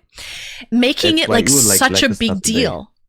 Yeah, and so Yeah. then, as I was going through school and everyone was asking me, "Hey, what do you want to be when you grow up?" Some people were saying a fireman, a policeman, a doctor, a Yeah. lawyer. I wanted to be a movie star because I thought it was just the coolest thing to be a movie star. But as I got older, chat, I realized my father was making such a big deal of it, saying I look like a movie star just to have me keep my sunglasses on to protect my eyes from the light. But Smart. it is smart, but I didn't realize that until many, many years later. And I was like, wait a minute, why did he make such a big deal and say I looked like a movie star? It was really just to keep my sunglasses on. But that shaped what I wanted to be as an adult for my profession. Yeah, but today you're like a movie star too. Like you're here on Twitch and making these calls and talk to the people. Like Mhm. it was a good effect to you. For sure. Weird. And the call waiting they are waiting like from Germany, the viewer of John Franklin. Uh-huh. Santo, Yazira, and Chico, they are friends of us. Right. We're not looking to have a takeover or anything. Yes. John Franklin's Yes. moderator. Thank you for Yes. looking out. We do have some other callers that have been waiting in the queue. So we're not looking really Wait, to bud the line. are you kicking me or what? No, I'm not kicking you, John Yes. Franklin. I'm not really looking to add anyone I else thought into we the are call. friends. Ah, okay, that's what you're saying. Am That's I so getting too. kicked right now? Am I No, getting I'm kicked? not. I'm not. Oh, okay. Relax. I'm not kicking you. I'm just not Okay, looking okay. to add any other callers into yes. this party. Let's We can just keep it a understand that. threesome, shall we? Threesome. yes. Oh, I'm Let's a little keep it a shy about threesome. that. No, I'm shy and I want. I don't want to share you. You know. To Aw, to that's talk. yeah. So I thought I'm a good moderator. We can share it. Michael. I pay him salary like in a month, like €1,000. And do you really? yeah, of course, you have to take over my chat when I'm not online and when I go like do other stuff. He's watching me out, and That's but very he's generous of greedy. you. But he's And very greedy. I need to say something about that. He's lying a little bit. He don't pay me every month. Every other month, wait- then? No, if he pays me when he wants to. Sometimes I waiting for my payment and I have other things to pay and he doesn't pay me. He don't want to pay me. Yeah, what? But now yeah, he's saying this to you that you think he's every time paying me, but he don't. okay, Michael, please, can you leave the call? Your English is not that good because we don't understand you, bro. Okay? Do Just you leave the understand call. me, Anne? No, she don't. I understand, but I don't know what that has to do with childhood trauma. This Yeah, I don't is know not the too. Jerry Springer show. We're not No, turning this because into. because he said that she's paying me every month, but he didn't. Hmm. That's something that I would definitely sort out with him behind closed doors, for sure. Yeah. So childhood trauma is the topic today. Yes. Do we have any other things that we can think of from the top of our head that shaped us, either good or bad? I have one. I back in the days, always my parents say to me when they make like food for us that you have to clear your plate, you have to eat everything, and that's why we are like so big, like we ate that much, and that's why that's a little trauma, I have to say. I don't So- know how it was in your childhood, but my mom always told you have to eat all your food. Yeah, John, that's actually a very common thing. By the way, Monkey, thank you so much for the bits. That's a very common thing that we were talking about earlier. I actually had to Yeah. try everything on my plate, but I didn't have to finish everything on my plate, but I had to Oh. have a bite. And that We had to actually finish. that helped me be like a very adventurous eater, because right now as an adult, I will try anything once. I didn't have to finish though, but I was always taught as a little girl, don't waste anything. Don't be wasteful. And so Yeah, now that's I right. don't really like to waste food.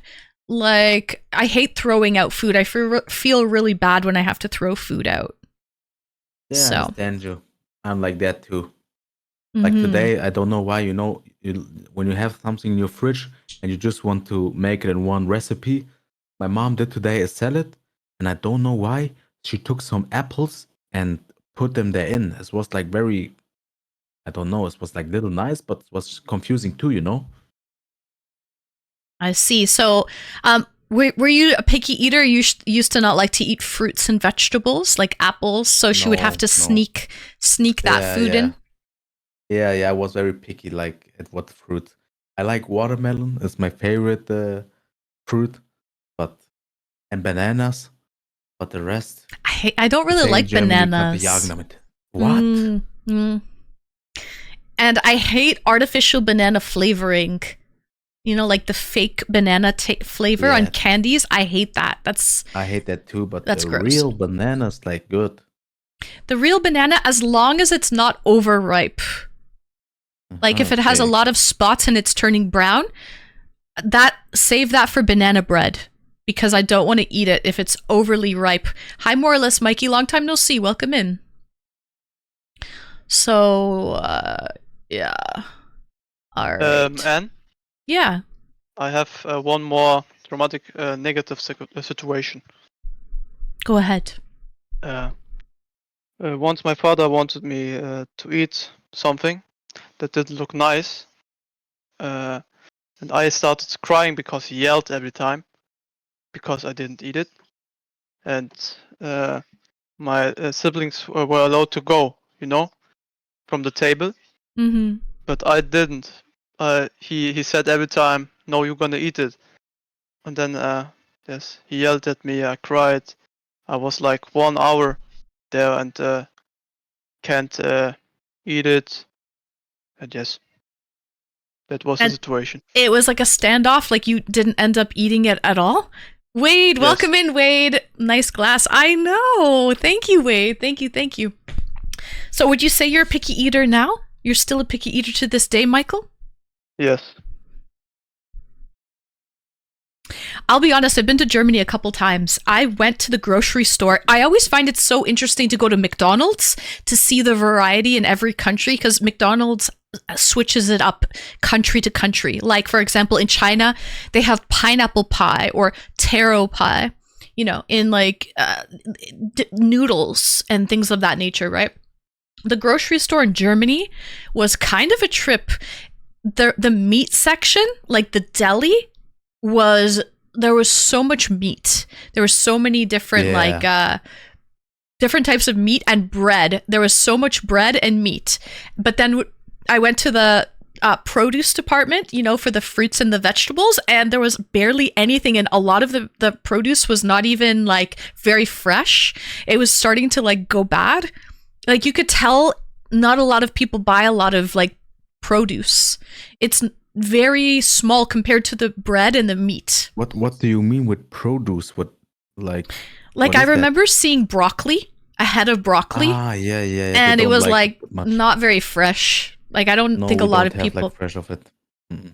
Mm-hmm. But I don't know why. I like broccoli, to be honest. But in Germany, the thing is, we buy them when they're in the refrigerator. They're like already prepared in the refrigerator, and Okay. they're cold.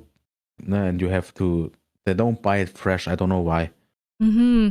Oh, Because Gertie, it's you easier noticed and that in stuff. Norway. Yeah, I guess it is more convenient, already cleaned and prepared, just easy to mix it in. Yeah, Gertie, so in Norway as well, in a Scandinavian country a little bit north, it was, like their produce section is very minimal, very minimal. Hi, Thornhorn, welcome in. Try having vegan in Germany. They eat a lot of meat. They do. There's a lot of meat, Yeah. a lot of beer, a lot of bread. Yes, for sure. Yeah, but the thing is, in Germany, they only eat once in the day, like a warm, like, I don't know, noodles and stuff. And in the morning and in the evening, they always eat bread with like butter and cheese and like a little meat and stuff. I don't know why. That's why we have so much meat in our supermarket, Mm-hmm. I see.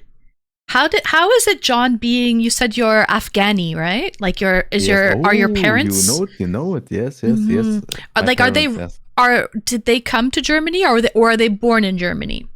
They come to Germany. Like So my mom was 18, my father was 30, and with two childs, they like go from raw to Germany. So you must eat a lot of like Afghani food at home. Maybe not all German Yes. food, right? Your mom probably cooks rice and like different Afghani dishes, right? Yes, they are very oily and they are tasty, but back in the days we ate so much food of that, but now our food is like typical German food and like just like chicken, potatoes, and like little bit of broccoli and stuff. But and Mm-hmm. rice, rice is our national food. Like in Afghanistan, every food is like starting with the base of rice and then meat and this one and this and this and this, like in left side and right side. Mm-hmm. And yes, and we always go to like Afghan grocery stores in Germany. They had like the typical food, the typical seasoning and stuff. And yes, I see. I see. Well, a lot of potatoes, I think, in Germany. You're right. yes, yes, Hasselhoff. A lot of potatoes for sure. All right. Well, John Franklin, I would like to thank you for coming back. Honestly, I didn't think you would come back. So I'm yeah. glad I have that to you were visit gifted you. a I had to sub. visit you. Yeah, you were gifted a sub and that I'm still on your radar. You had the guy who gifted you 50 subs in when we were doing that call. I forget his name now. Yes, Carlito. Carlito. He was streaming the other day and I Yes. clicked on to see he was doing a collab stream he was playing Valorant actually with a couple other Yes. people. So I joined his stream, but it was all in German, so I couldn't understand anything, but I said hi to him. I don't know if Next he time, yeah. write in his chat like he likes it, maybe. I just said hi, but that was it because it was all in German, right? But And you're a little shy, you know, like it's okay. You can always come to my chat and say hello, and you're always welcome, you know. right, exactly. All right. Well, John Franklin and his mod Michael, thank you so much for calling in. I'm going to continue on with the show. Okay. Thanks for coming back and enjoy the rest of your weekend. Thank you very Yes, much. you too. Bye. And Gibby Gibson is a rapper, no? That you know that. Gibby Gibson, he's waiting. Oh, perfect. I'll keep that in mind. Thank you so much. All right. Have a good night. You too. And You too. yes. Good night. Take care. Bye bye. All right. Let's bring in our next guest that have been waiting in the wings. Hi, Ty Guy. Welcome in. Hello, Anne. Hello. Hello. Hello. Thank you for waiting patiently. Yeah, no worries. You got raided by Germany in your Discord today, apparently. Well, I got rated by John Franklin a couple streams ago. It was like a week ago, actually. It was last Thursday. So he's come back to visit, and he has a large community. He was broadcasting me, and there's 330 people watching his stream right now. So that's why he's got quite the that'll do it. following. He's very popular. That'll do it. Yep. That'll do it. So, Ty, thank you for waiting patiently. And I would love to know what type of childhood trauma, good or bad, you've experienced God. as a kid. Oh man. Well, first of all, cheers, Anne. I'm taking a shot right before I. Of Jaeger? I have to go grab a beer then. I have to go grab a beer because Gertie. Right, go ahead. I'll wait for you. Okay, perfect. Keep them company. Monkey, thank you for the bits. Guys, BRB. I'm gonna go grab another beer. Whoa! This 10% beer is all done, so I'll go grab another one. No, Mr. Sure, I don't like IPAs. I like sours, though. I think I'll go grab a sour. That's actually perfect. Thank you for sending me in the right direction. BRB. Okay.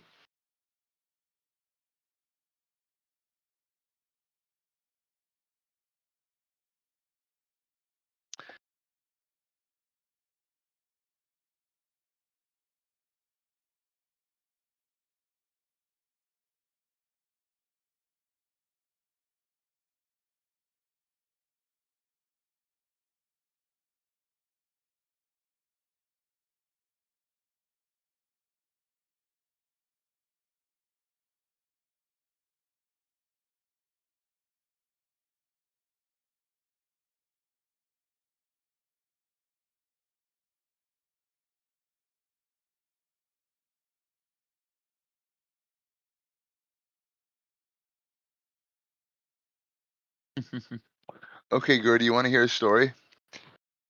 One day there was an ugly barnacle who was so ugly that everybody died. The end.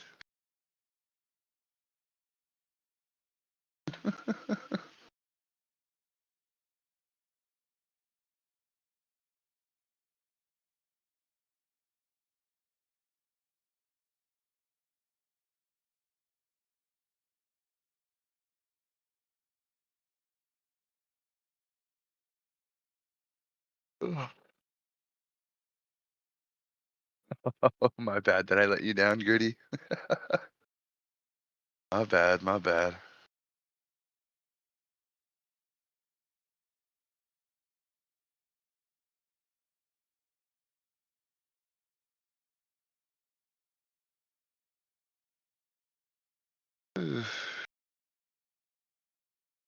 Dang, does Ann live in like a 3-story house or something?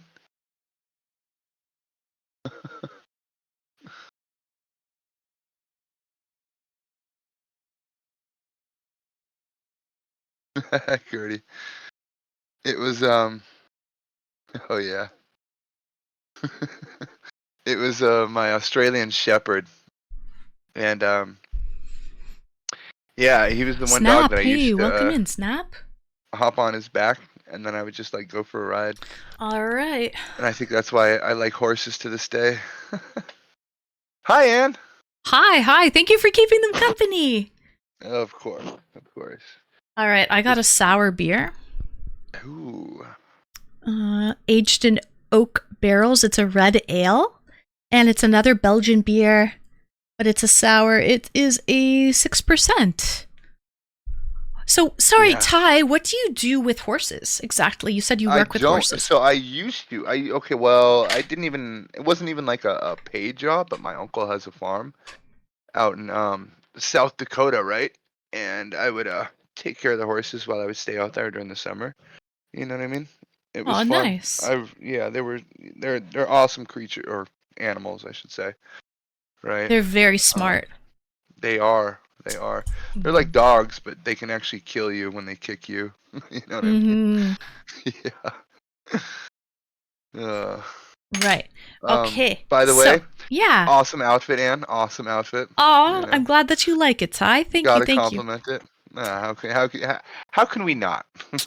You know. It's honestly one of my favorite tops of all time. I have it in 3 colors. No cap. I have it in pink, beige, and black. I have to ask, what was the one outfit that you had in 22 different colors? I need It's to a know this. dress. Oh, okay. Like a sundress kind of thing, or Kind what are we of, talking yeah. about? It's like a long Okay. dress that goes. It's like strappy, and it goes to my ankles. But Ooh, it's tight. strappy. It's very My tight. favorite. Hmm. My favorite. Yeah. So, and I have it in 22 Uh. colors. Every Right color on. they make it in, I bought it in. Every single color. So it's crazy. That's Yeah. funny. Man. Yeah. So, okay. Yeah. Okay, Childhood my f- trauma. Well, I wouldn't. I don't know. Maybe you can consider dreams trauma, right? My first dream I ever remember having. I don't know why either. I don't know where it stemmed from, but I was in my. I must have been 3 or 4 years old, maybe. Like, and then I had a dream about a moose that like crashed through my bedroom window, and then it started like eating my feet, and then I just woke up. And yeah, that was my first ever that's literally one of my first memories. Like yeah. I don't know why, but yeah. Weird dreams, right? Like, do your Mhm. dreams ever make sense to you, or are they all kind of like jumbled and, because It mine don't depends. necessarily make sense. Some of my dreams are absolutely like they make no sense at all. I'm like doing Yeah. crazy things, and then other ones are more like just common, like I would be doing in everyday life. It all depends. So, yeah. So, this dream was very traumatic for you? Kind of. I just don't like mooses till this day. All right, what's the plural of moose? Is it It's just moose. There's. I Okay, don't it think is. it's It's not. meese. No, it's It's not just moose. moose. It's not mooses. Right? It's okay. Just It's moose. just moose. Moose. Yeah, I think that's like singular and plural. A Canadian would know that, so I'm glad you know that. Right. Oh, Moose. yeah, moose. Yeah. Yeah, really, right? So that My has a little first- French twist to it. It Moose. does. It's like the what is it? French is on the east coast for you guys, I think. The French. It speakers? is. Yeah, yeah. It's on the Okay. St. Lawrence River, and that St. Lawrence River goes out. You know, all rivers lead to the ocean, and so that goes to the Atlantic Ocean. Got you. Yeah. Yeah, my first actual, I guess you can call it trauma, right? I was in preschool. I went to this one preschool called Spoonful of Sugar. And we were racing around on these little tricycles that they had. And I was beating my friend, Colin. I still remember his name, but yeah, anyway, I was beating him, and then he crashed into me. And then for whatever reason, it like stopped my wheels, and what do you call that part? The middle part of your upper lip. Like, I think there's a name for it, but yeah, that thing smashed Cupid's into the bow. tricycle. Yeah. Yeah, something cute like that, right? Mm-hmm. I know there's another name for it, but yeah, that was my first ever traumatic like memory. Like, and to this day, I still don't like to ride bicycles or anything that I have to pedal on. I because knew of that. I knew that Spoonful of Sugar was setting us up for disaster with such a cute name. Right. I knew it. Oh man. Yeah. Yeah, So I don't have too many stories of a traumatic. I like you, Anne. I had a good childhood, right? And Yeah. that's 100% to do with your parents. So I'm so blessed on that regard, right? same, But I have same. like a couple stories, Oh, Yeah. I remember one time I went to a baseball game. It was like my first baseball game I went to, like Dodger Stadium. I was there with my uncle, and I found $50. I was like 6 years old. I found $50 on the floor, right? And I told my uncle, I was like, "Oh, I found this on the floor." And what he did was he was like, "Oh, he took it from me," and he said, "Oh, I'm gonna go return it to the guy who it belongs to," right? And he was gone for like a couple minutes, and he came back, right? And then years later, I figured out. I was like, "Wait a minute, how the He hell would stole he your know?" money. Yes, how the hell would he know which guy out of the whatever 10,000 people who can be packed into Dodger Stadium? How would he know which guy it belonged to, right? Yeah. You know what's crazy, Ty? Yeah, it took you like 20 years for It that to did. dawn on you. You know what I mean? Yes, That's how I yes. was with the sunglass thing with my dad. Oh, When he God. was like, "Wow, you look just like a movie star." And then Yeah. it took me like 20 years and like, "Wait a minute." Yeah, you put everything into perspective. Yeah. Yep, Yeah. yep. Hold on, Vegas is driving me crazy. 1 second, he wants out. Oh, Vegas, okay, go, go, go. Vegas.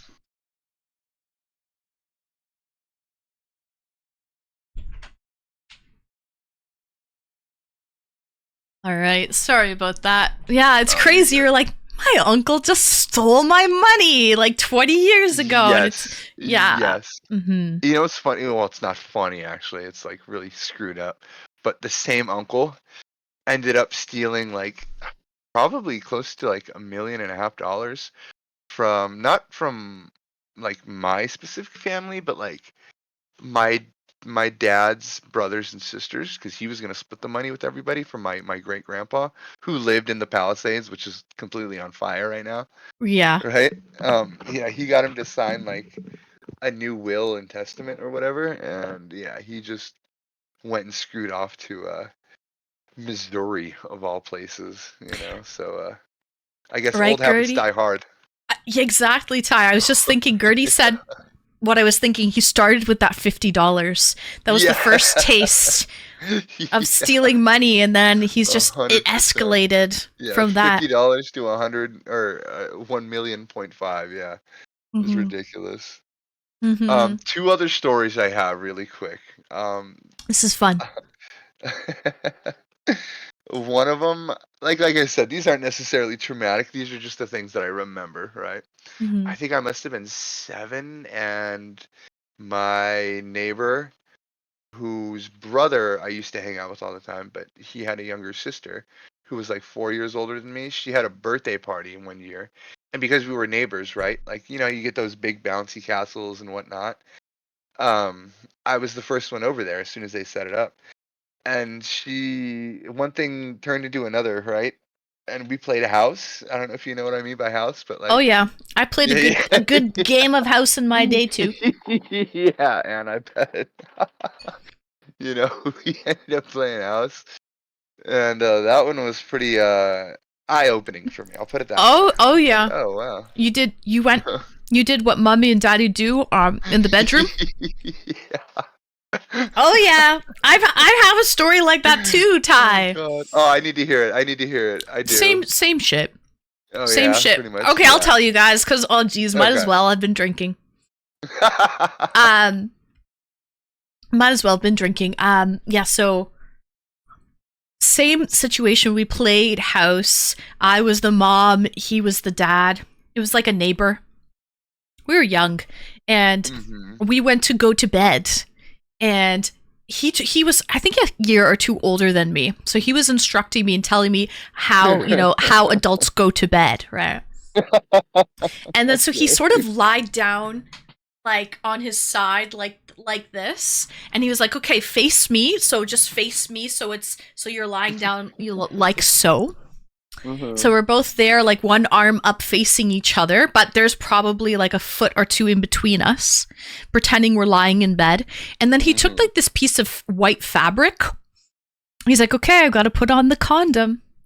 And he just God. he just took this like white fabric and basically attached, like he just placed it on the floor in between myself and him, like our private parts. And so it was Yeah. like, that was the part that connected us, type of situation. And he was like, okay, this is what this. So we weren't actually touching or anything like This is what that. adults But do. yeah, there was no nudity, there was no touching, but that was Same. our connecting Yes. force, Yes. shall same with we mine. say? Yeah. Same with mine, right? Like we didn't get naked. We didn't, yeah. It was just like all touching and kind of weird, But I was 7, Anne. I was 7. I got taken advantage of. Without your I don't- consent. Oh, I would have consented. I'm sure. These Oh, days, God. people are like, "Oh, did you have consent?" Listen, we didn't care about that shit back in the day, okay? I know, right? We had things to learn, Anne. Mm-hmm. Oh, God. Exactly. Cheers, Ty. Thank you for calling in. Cheers. Cheers. Last story I have is Mhm. do you have beaches in Canada? Like you're on what, the West Coast or the East Coast? I'm technically considered the East Coast. Oh, you are? Okay. Yeah, Okay, technically I'm on the East. I'm on Eastern Standard Time, but Gotcha. like I'm not on the ocean. I'm kind of in the center, more in like I'm on the southeast center. Okay. Yeah, but if you were to drive like to New Brunswick, there's ocean there. So if you keep going east, go past Quebec to like New Brunswick, there's ocean. Going east past Quebec? Yeah, Quebec is east of me. Quebec is east of you. Mhm. Okay, so you would have to drive west of Quebec to get to you, right? Yes. Okay. West of gotcha, Quebec, gotcha. but there's no ocean in Quebec. So just so for me, just my neighbor is Quebec, so drive east and then continue going east after Quebec, and there's ocean there. That would be the Atlantic Ocean. But yeah, Canada actually borders, we have 3 oceans that we border. We have the Atlantic, Pacific, and the Arctic Ocean. Yeah, yeah. Well, hopefully if you guys become our 51st state, we can all come and visit you. Well, Just you kidding, know just what I kidding. would love, Ty, is What's that? to get dual citizenship. Okay. I think yeah. dual citizenship would be great. And also, Ty, I would like to extend the invitation to you, Ty, if you would like to become Canadian, maybe get some universal health care. There are a lot of perks So- over here. Would you consider maybe becoming Canadian, Ty? Only if it meant marrying you. Aw, good answer. But yeah, I know, right? But I was talking to one of my girls who lives up in one of my girlfriends, not girlfriend, but girl who's a friend in Canada today, and she had to wait 2 years just to see like a foot doctor of some kind or something like that, like just to get a scan done and whatnot. Is that like how it normally is, or like? It all depends. So if it's not life-threatening, the wait could be very long, and it depends what province they're in. So like I know like Ontario is pretty good, but if you were to go to New Brunswick or Nova Scotia, they're very sparse on doctors. So the wait times are a lot longer. And again, if it's not life-threatening, so most likely you're never going to die in Canada. If you go to the hospital, like you will get taken care of right away. But let's say you had something like a slip disc in your back. Very painful, but not life-threatening. You might be waiting quite some time to get surgery on some back surgery. Ooh, Yeah, man, and that's also pricey. that's another thing too. If they're so say you have, and I have seen a lot of people with this, they have scheduled surgery. There's been some backlog from COVID too, because unfortunately, like, so there's still, I think, backlog from COVID. But if you have like a scheduled surgery and there's an emergency that comes up, they will put your surgery on hold and deal with that life-saving, more important surgery. And then you have to Sure. reschedule another surgery. Oh, what? That's kind of crazy. Yeah, I so don't it's know. not always first come, first serve. It all depends on the severity of Sure. what's happening, for sure. Yeah. I mean, I don't know. I wish there was like a system that was like in between yours and ours, right? Because obviously, the more money you have here, the better treatment you're gonna get, and the faster you're gonna get seen, right? Yeah. And then yours is like, you don't really have to pay out the wazoo for it, but like you don't have to sell your house just to stay alive. Excuse me. I try not to Right, cuss. right. We don't really pay anything, but we do though, Ty. So that's a misconception, right? True. Like we're all paying Taxes, right? taxes. Yeah. Yeah. I So, figured. and if you're wealthy, you're paying more taxes. So I guess, Yeah, it's gotta come from the more you somewhere. make, the more they take. So, hi Sam, welcome in. Good evening. You just missed another German streamer who love bombed me. His name is John Franklin. I just checked it. He's watching another girl. He's moved on to another e-girl. Oh, so sad. What? So sad. He's moved on to another one. Well, But- he doesn't know what he lost. Oh, he really doesn't actually. Right? Facts, Ty. No, he doesn't. He doesn't. It's all for content purposes, Of Ty, but course, not in of not the right type of exposure. You know what I mean? Definitely not. Trust Yeah. me, I know what you mean. Yeah. But the whole reason I asked you, if you what side of the ocean or side of Canada you lived on, east or Mhm. west, Mhm. is I went to the beach one time as a little kid. Because I'm in Cali, I live right next to the beach, about an hour away, and I don't know what caused it, but it was like a riptide kind of current one day, right? And I wasn't even well, I was like 8 years old, I think, when it happened, 8 or 9, and I wasn't bodyboarding, or no. What do you call it when you? There's like that little Wakeboarding. half wakeboarding, right? But no, okay, so I wasn't doing that. My buddy was, but I was just body surfing, right? And then all of a sudden, before I knew it, I got pulled under like the waves, and I was just tumbling inside the wave for what seemed like you know 20 minutes, but I'm sure it was only like a minute or less, right? And ever since, well, not ever since then, but like that kind of scarred me for a while traumatically, right? Like I did not want to go inside the ocean, or like very far out into it anyway, right? But then I learned how to surf, and now we're all good on that. That would But be yeah, very man. traumatizing because sometimes I guess Oh, if you get man. caught under the current, it's hard for you to come up because the waves just keep rolling. Well, yeah, and my back got cut up pretty well too. Like I think I hit like some kind of sharp rock or something like that. And when I got out of the water, there's just blood everywhere on my back, which Right. it's my back, so whatever.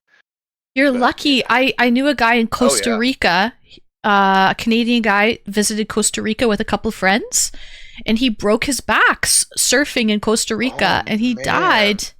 Yeah, he broke his back, but he What? died. Yeah. I guess he drowned. I mean, it's easier than most people realize, Yeah. Sometimes you just don't know which way is up, right? When you're like under that current and everything like that. It's pretty brutal. King Kamal says, I almost drowned off the coast of Barcelona after swimming out there's with the undertow caught me.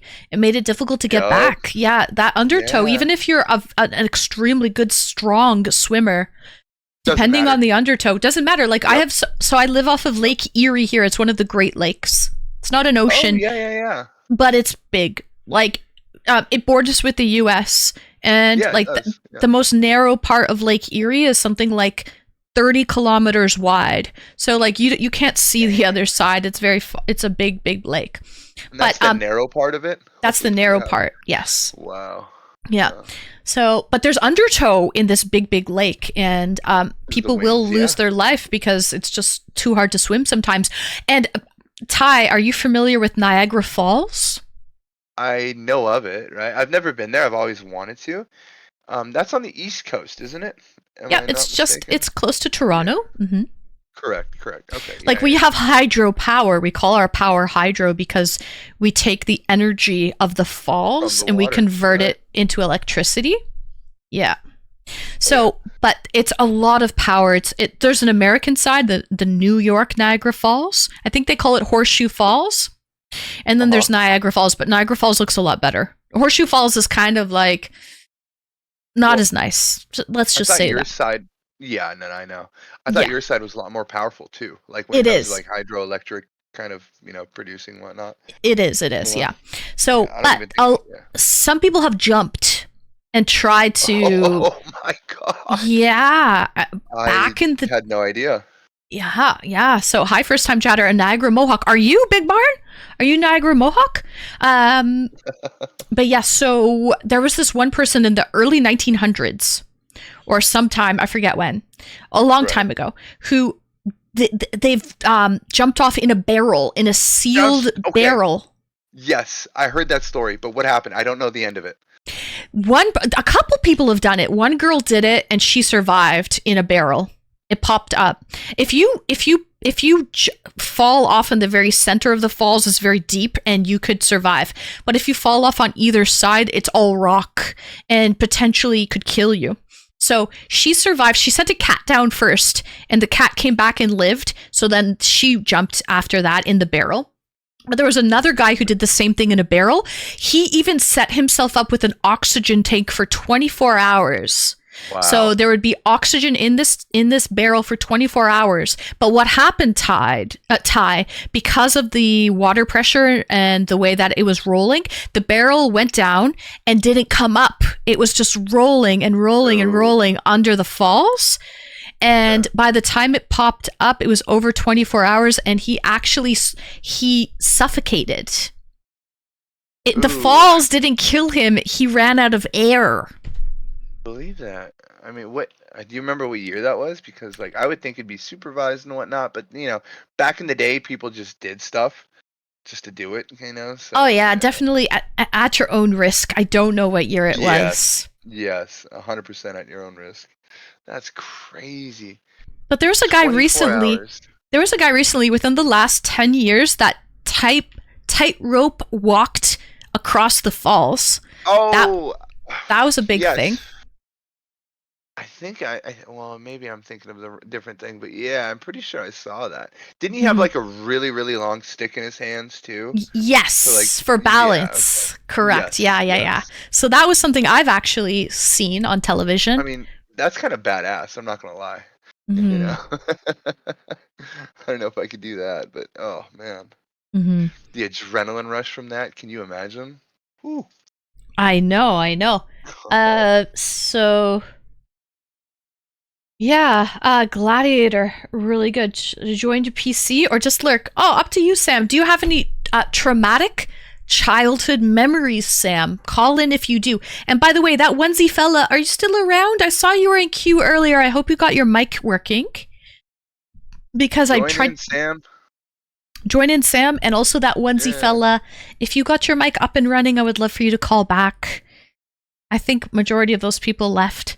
Yeah, onesie fella, because he Well, did come back, but then a lot of them were trolls, Anne. You know, I was in the waiting room with them, right? were they speaking And English or German? You know they German? were speaking English and no, I wish I knew German, just so Yeah. I could, you know, Yeah.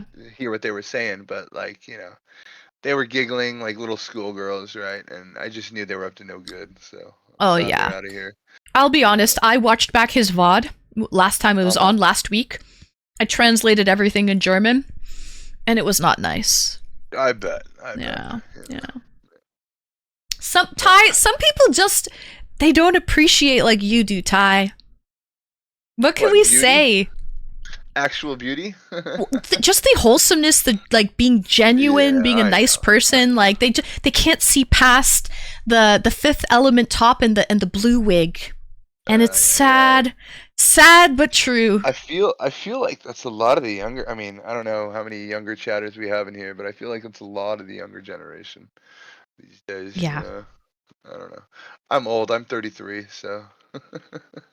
Well, you're aging like a fine wine. Oh well, thank you, love. You too. Ah, What thank can you. I say? Thank you. Salam, like salam.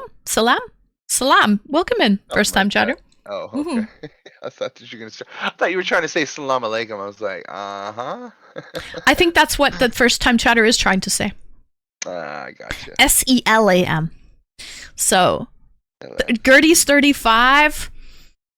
Guys, I'm 21, forever 21. If anyone ever asks, I'm Yeah, 21. That's why I'm so attracted to you, obviously. Oh, you like the younger gals? Ah. Shush. You shush. Mm-hmm. Or 10% beer. Well, this is a 6%.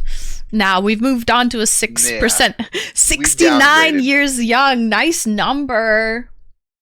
We've downgraded here from 10. 10% is crazy for a beer, honestly. Like, most of the stouts I drink aren't even that high in alcohol percentage, you know? Right? And it didn't even taste bad at all. Vegas. Oh, yeah. Some of the stouts are, I don't know if yours was a stout or not, right? But most stouts are kind of bitter, on the bitter side. So if you're not like into that, it's not going to taste too good to you. But most of them, for me, you know, I have no problem drinking. So are you into IPAs? Do you like Oh IPAs? yeah, I'm into all the beers, you know. Like Yeah. if there's, you know, okay, if I'm going out to drink with friends, right? I'm drinking socially, so I don't want to drink anything too strong. But if I'm going out to get drunk, then I'm, you know, like give me the strongest on your tap, right? Right. Best bang for your buck. Best Exactly. bang for your buck. Hi, Mother Truck and Jimmy. Welcome in. Jolene. Oh, good song. I'm not a huge fan of IPAs if they're bitter. But if they're not that bitter, then I like a nice IPA. Yeah, most IPAs I've tried, they're not too bitter. They're usually on the sweeter or sour side, you know. Mm-hmm. Yeah, I like sours. This is a sour beer. It kind of tastes like sour wine or like sour fruit juice. It's kind of like that. So, cheers. Yeah, me. Yeah.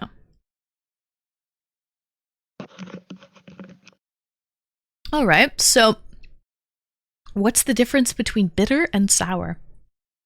One's I feel like more like vinegar, and bitter can be like dry. Yeah. A little bit dry, and yeah. They're definitely a little bit more harsher, or not harsh. I don't know, just a little bit more on the taste buds. They're just a little bit more, you know. Mm. I guess harsh. I don't know, you know.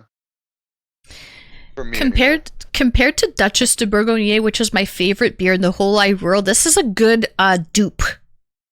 Definitely a dupe to it. It's also Belgian, and it's a 6%. I was aged gonna in- ask you, Ann, Mm-hmm. where do you get all these beers from? Like your local supermarket or something, or? I can go to European supermarkets where they have them, or my local my local liquor store. Like in Ontario, we have a provincial liquor store where that's where you basically you can only buy your alcohol there or the grocery store. That's it. So, You know what's funny? Canada's weird. Well, I have a friend who works as a bartender in Canada, and she tells me that like when she pours shots and whatnot, like it's actually regulated by like the amount of alcohol that they put into it, in a sense, right? Like here, they just free pour, you know, and if you know the bartender, you're gonna get hooked up, kind of thing. But Mm-hmm. apparently in Canada, it's like a law or something like that, where you're not supposed to do over a certain amount of alcohol per shot, I guess. I don't know. Do you go to bars? Do you frequent bars that much? I don't think you would. I don't But frequent bars maybe very back- often, but I used to work at a high-end seafood restaurant where I had to get my Smart Serve because I had to serve alcohol. So I got my Smart Serve, and here we even have like, it's called like being a bud tender. If you work at a dispensary, you Yeah. also have to be licensed. Like you have to do a course in order to do that. And it Yeah. basically, Gertie would probably know. Truth depends on where you go. But Wade, it kind of is. It is regulated in the sense that if you're doing your Smart Serve, you're only supposed to serve customers a certain amount of alcohol or sell them a certain amount of marijuana, like per hour. Yes. And then they even show you like, okay, if their eyes are glazed over, if they have slurred speech, like what things to look for if they're over their limit and when to like cut them off, because as a server you would be liable. You're liable. Yes, Sam. Mhm. Yeah, that's Yeah. what she was telling me, and I was like, dang, it's kind of like that out here, but like not to the same extent that you guys are.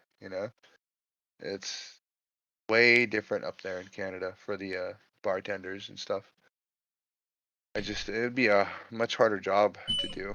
I think she lives in what is it, BC, British Columbia? Is that what it is? Yeah, that's the West Coast. I love Yeah. BC.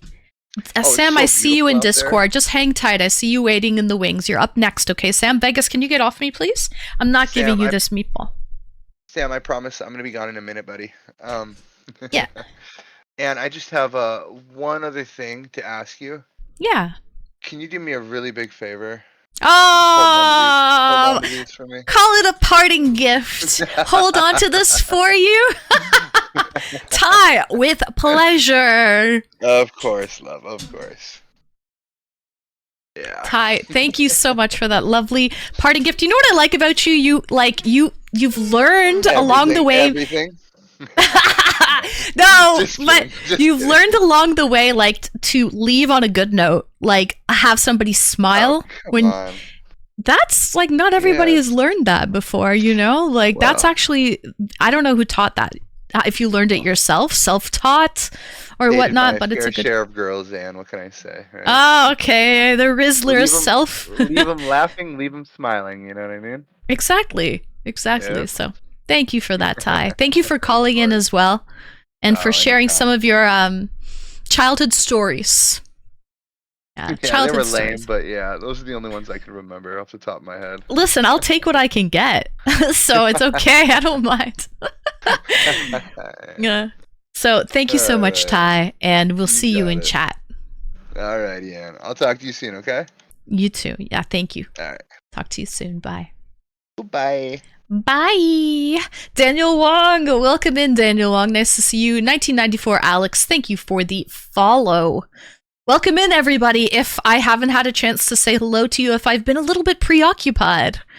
My name is Anne. Happy Friday. I'm dressed up in cosplay on Fridays, but we're doing some pretty interesting Discord call-ins today. Is childhood trauma.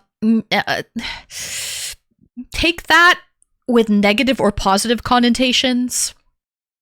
Things that have shaped you in your childhood, like that have been impactful in your childhood, that have shaped you as an adult.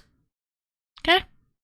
Things that you didn't even realize. Like one thing that Ty brought up, which was so funny, and like honestly, I feel like I've been there as well.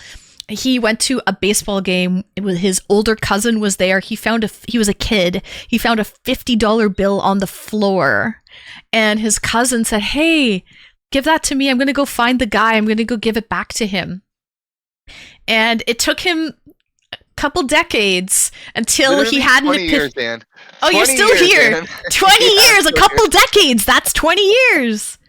Oh God. That's 20 years, Ty. It took you a couple decades to clue in and be like, wait a minute, Oh, my God. freaking cousin Hit me stole all my once. $50 and then Yeah. he goes to steal 1.5, you know? Like, Son of a gun. tip of the heck? iceberg. I know. Son right? of a Ah, son of a gun. But yeah, so stories like that, you know, where it's like it takes you a long time to figure it out, but eventually you clue in. So yours was funny. Yours was so sweet. Like I did you ever? I don't know. You know what age your dad passed, but like, did you ever talk to him about the sunglasses? my dad's thing? still alive. Both of my Oh, you parents should are ask still them. alive. Lucky. You're lucky, love. You really are. Yeah. You know? Why have your parents passed, Ty? One of them. Yes. Yes. Your dad passed away? Yes. Mhm. I'm sorry to hear that. My condolences. Thank you. Thank you. I You should I ask haven't him. asked him. I really should. I really I'm should sure he'll ask him. remember. I think he would remember. But you know how like core memories go, right? Like you'll remember every little detail about it, and then you'll bring it up to him, and he'll be like, "What? When did that happen?" Right? Right. Like it's important to you. It's so influential Yes. to you, but not Yes. necessarily. He might have just done that in passing. Absolutely. Exactly. You never know, right? Mhm. Yeah. Yeah. That's cute though. That's a cute story. Right. It really is. All I feel right. like you had good parents, Anne. Oh, I Anyways. definitely did. I want to just say shout out to my parents. My mom had a bread maker. We had homemade bread every single day. My mom was like Betty Crocker in the kitchen, and she really dedicated her life. I have two siblings, a brother and a sister, and she really dedicated her life to, and my father as well, to taking us to. We had so many different activities we did as kids, like soccer lessons, dancing, theater, like you name it. Artsy stuff. Yeah, brownies, Girl Guides, all of that stuff. And Are you oldest, middle, or youngest? I'm the eldest. Ooh, okay. Yeah. What Really? about you, Ty? Gertie, let's go. Eldest. Yeah, I have a little sister, 4 years younger than me. You know. Oh, nice. Yeah. She's a sweetheart. I have Oh, a sister Gertie. 2 Oh, years man. younger. Sister 2 years younger, and I have a brother who's 7 years younger. But you know what? I gotta shout out my brother because I have a little brother so much younger, 7 years. I wasn't out of the loop when it came to all of this, like all of the little Yes. current. You know what I mean? I Like know exactly. Yes, the slang, everything that comes with. Yes, I understand exactly what you're saying. yeah, he kind of kept me in the loop, having Yeah. like a brother that's 7 years younger. So, Yeah, it's to your funny, parents, Anne. Oh, thank you, Gertie. Cheers to my freaking parents. They really did sacrifice a lot. My dad would take. My brother was in acting as well. I had an agent, and so did my brother. My brother was such a cute kid, and my dad would take us down for auditions all of the time. Welcome in, first time chatter. I do not have OF. But you can hit exclamation socials or exclamation links, and you can follow me on other platforms. But none of that is OnlyFans. Cheers. Man's too classy. Sorry, guys. As I'm so wearing glad- this shirt, I am so no. I'm serious, Ann. I'm so glad you don't have one. You know, I just can't do that. I cannot do that. You know. Yeah. Maybe I'm old school, but yeah. You know. I okay. feel you. I Let me feel ask you like, this. yeah. Okay, go ahead. Mhm. Go ahead. No, that's it. We're gonna leave it at that. Let me ask you this: Who, if you had a black sheep of your family, who would it have been? You, your sister, your brother, or nobody? 'Cause Probably not my every brother. family- My brother, Really? the Okay. youngest. He always said, youngest. Wow. he always said, like, when he gets to be like 19 and he could get a passport, he's moving away. Well, he actually did. He actually did. He still lives in Ontario, but he lives very far north in Ontario. Probably like 20-hour drive away.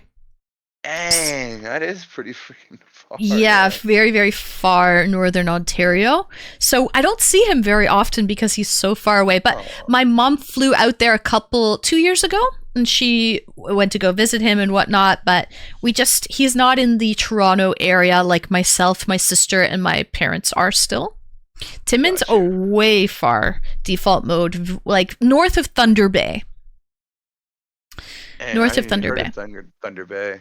It's got to be pretty far up north, I'm guessing. Thunder Bay is like, have you heard of Lake Superior? Do you know what Lake I Superior? have, yeah. So Thunder Bay is on the northern part like of Lake Superior, and this is like north of Lake Superior. Okay. Yeah. Yeah, I feel like guys are a little different than girls though when it comes to moving out. Because I moved out at 18, right? I could barely afford it. I had to live with roommates and all that before I got like a good job. But yeah, I couldn't. I love my parents. Don't get me wrong, right? You just wanted your Love my mom, independence. Exactly right.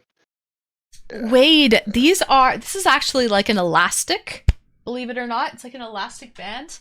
I have it in pink and beige as well, so this is what it actually looks like. So it's elastic, so it's very springy.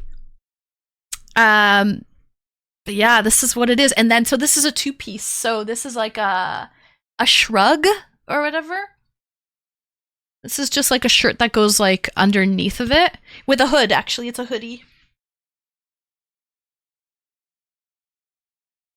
Oh, that's so cool. It's a hoodie. That's actually Yeah. dope. What? So it's a hoodie. What? Yeah. And I love it. But it's I feel very safe and secure. Very safe and secure in this. Oh, that's fun. And then, so this is like the shrug that it comes with. Just like it's a hoodie shrug situation to cover your arms. And that's it. I didn't even know you did cosplay Fridays. I was like, what?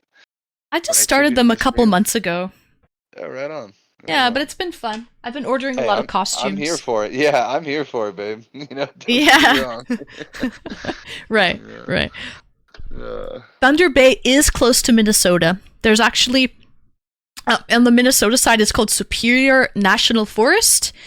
So it's a national park or a state park. No, not a state park. It's a national park in the States called Superior National Forest. It connects to a provincial park that we have. So Ontario and Minnesota share the same amount of land for a park. So yeah, I've been to Quetico Provincial Park on the Ontario side. It's crazy huge, chat. Like, there are wolverines that live in that park. those sons of guns are pretty brutal. I've heard, pretty vicious. Yeah, and they're territorial as well. So they need a crazy amount of territory. They need a lot of land. So yeah, So do yeah. Okay. Okay. First time chatter. I don't want to I'm not trying to lead you on or anything. No, I don't normally date fans, but I mean, never say never. What am I here for then? But take it as it is, big Bilter. Take it as it is, Hey, shoot your shot, buddy. Shoot your shot. Yeah, That's all I gotta say. I'm not here to break any hearts, but yeah. Never say never though, because like the day that I say I don't date any viewers is like, who knows what's going to ever happen? Like, you know what I mean? But most the day likely that a no. movie star is gonna come into your chat and be like, "Oh my god." Yeah, exactly. So, yeah. You'd be like, "Oh, we could be movie stars together." My dad always told me I could be one. Did your dad say that too? Oh my goodness, No, Ty. I wish. That's such a cute story that you told, though. I love that story. I know. I did not put on I a can voice imagine. changer default I can mode. imagine like a little 5 or 6 year old you just wearing some big ass sunglasses, being like, "Yep, I'm a movie star." Yeah, people. just Better rocking recognize- around Better in recognize." kindergarten. I'm a movie star. Yeah, exactly. And everyone's like, what the frick is Anne doing right now? Yeah, but Oh gosh. anyway, Ty, I'm gonna let you go. I'm gonna bring in the next Yes, caller. Yes. But I will yeah. be, Van. Thank No you worries. very Thank you much. for the It was little so fun encore. tonight. Oh, you're Oh, welcome. of You're welcome. course, Thank of you. course. I'll talk to you soon. All right, Ann? Okay. All right. Bye. All right. Bye. All right, let's bring on our next caller. It's very late for him. He's calling from Germany. He's a VIP in the stream, and it is the one, the only Sam Stelly. Oh shit! Hold on. We just got follow botted. So give me 1 second. Let me. We're gonna nip it in the butt. Oh, I can hear myself. Hold on a second, Swedish.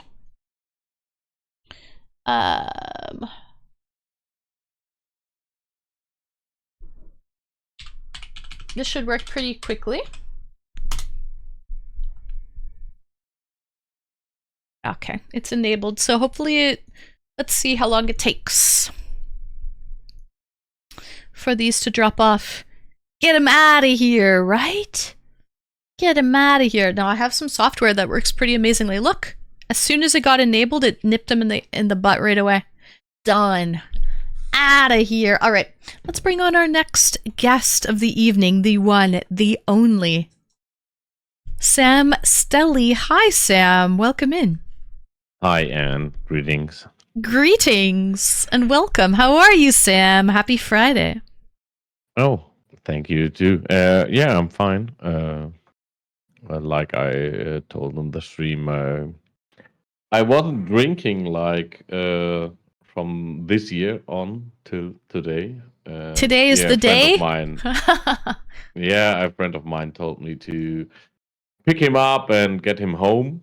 And I tried to pick him up, but I stayed there for 2 hours, and now he's sleeping on my couch, and we got some drinks. I mean, at least it's Friday. It's the weekend. Yeah, but of course. It's okay. That's okay. I mean, 17 days into the new year, you gave it a good break. Yes. Right. So, what were you drinking? Some beer? Yeah, it's Veltins, a German beer, Veltins, and nice. Gentleman Jack, the bottles, these tiny Jack cans. and Coke. You love Jack and Coke. Yeah, I always drink Jack and Coke. Right. Oh, well, wonderful. By the way, Happy New Year to you, Sam. Thank you for calling in. Yeah, and Happy New Year. Thank you. Happy New Year. I despise Jack. Really? I recently just had some Jack Daniel's pulled pork, and it was so delicious. It was on sale at the grocery store. I bought like 3 packs because I liked it so much.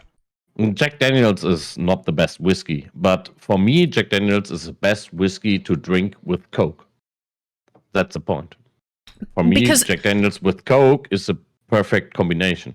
Right, because why would you waste extremely good whiskey if you're mixing it with anything? Like with good whiskey, you should just have it straight up. Yes. Yeah, I agree. So, Jack Daniel's pulled pork, yes, made in Germany. Well, we're talking about 2 different things. I have some in the fridge. It's so good. Highly recommend if you see it in stores. Yes, Wade, they have some pre-mixed cans there. That's what he's talking about in Germany. Yeah. They're the Jack Daniels and Coke cans. Yes. And he loves them because they're pre-mixed. They're easy. They are, it's like Gentleman Jack and pre-mixed with Coke, and it's like 10% with alcohol. And these are cans like 330 milliliters, like a third of a liter. And it's really good. It's like €4, and you don't need to buy a whole bottle because this is on some points more. To buy a whole bottle is expensive than to buy these cans. I see. So it makes financial sense as well. Oh my goodness! I love the combination. It's like. Yeah. Just like a good steak, you don't want to dilute it. Right. Hi, Sam. I see you over there. Yeah, I try to figure out here. Yeah. Nice. Do you have merch? Yeah, of course. I didn't know that. He's wearing his merch right now. Oh. He's wearing his merch. You colored your hair. Oh yes, yeah. I'm like Your brown wife, right now. your wife made you color your hair. Yeah, of You're not a course. silver fox anymore. No, not that. That. It does make you look younger. Of course, yeah. Yeah, it's Maybe true. that's the point. Hmm. Looking like 5 years younger. Right. Hi, Swede. Welcome in. Nice to see you, Swede. Yeah, 5 years younger instantly, just in a box. So, Sam, Shaved my beard. you look Cut good. my hair. You look, how is it you look even younger in 2025 than you did in 2024? Yeah, that's the Mhm. point. But I guess men don't need to look younger.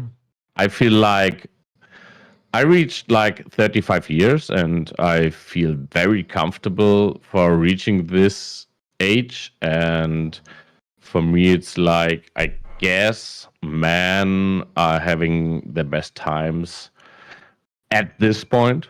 So girls are more like in their best age till 35, maybe 45. And for boys, it's more like they have the best age from 35, 45 till maybe, I don't know, 65 or something like this. They're like wine. They're Aging like a fine wine. Yeah. Getting better with the years. Gertie said that to me the other day, and I believe it. She's like, Anne, you're aging like a fine wine. And I am. I actually am.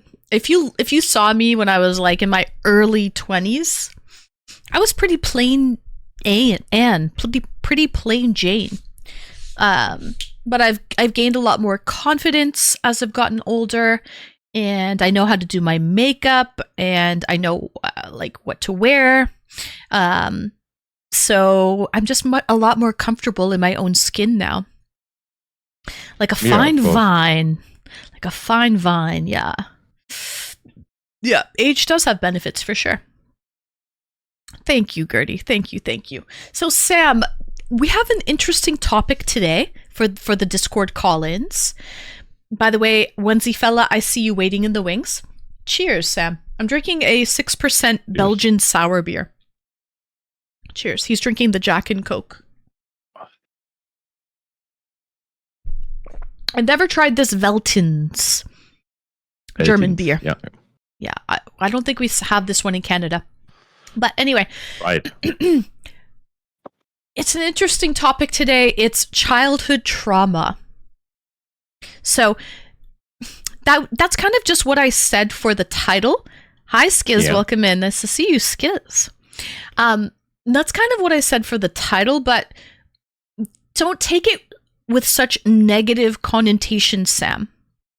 So, like, anything that has happened to you as a child that maybe has shaped who you are today in your adulthood, Sam.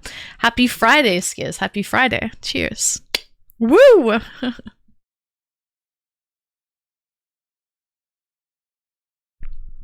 For example, Sam, Yeah. I'll give you an example, okay? Yeah, okay. Okay. As a child, my father always made me try everything on my plate. I didn't have to eat the whole plate, but I had to have a bite of everything.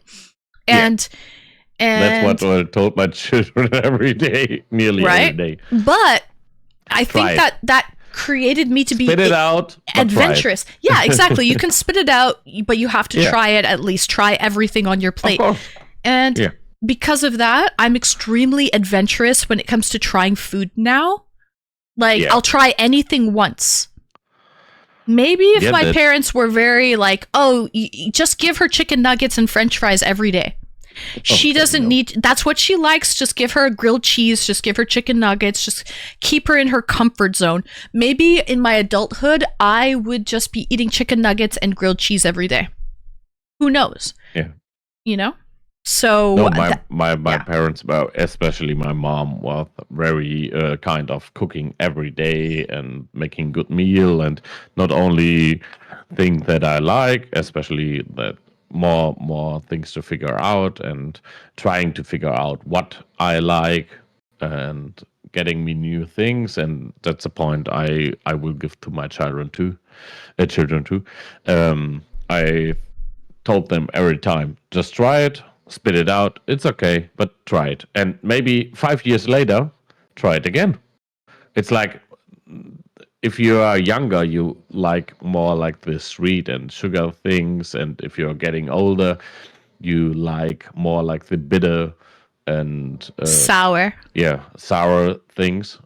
I think it's normal. So if you are younger, you like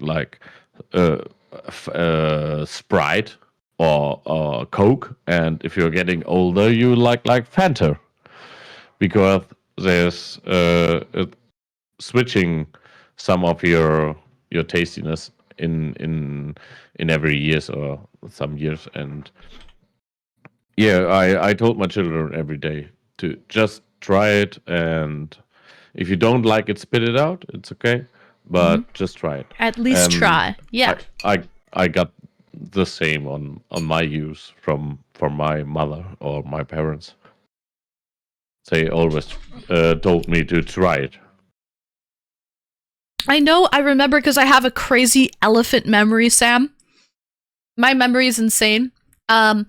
You lost your mom a few years ago. It was very traumatic for you. Yes.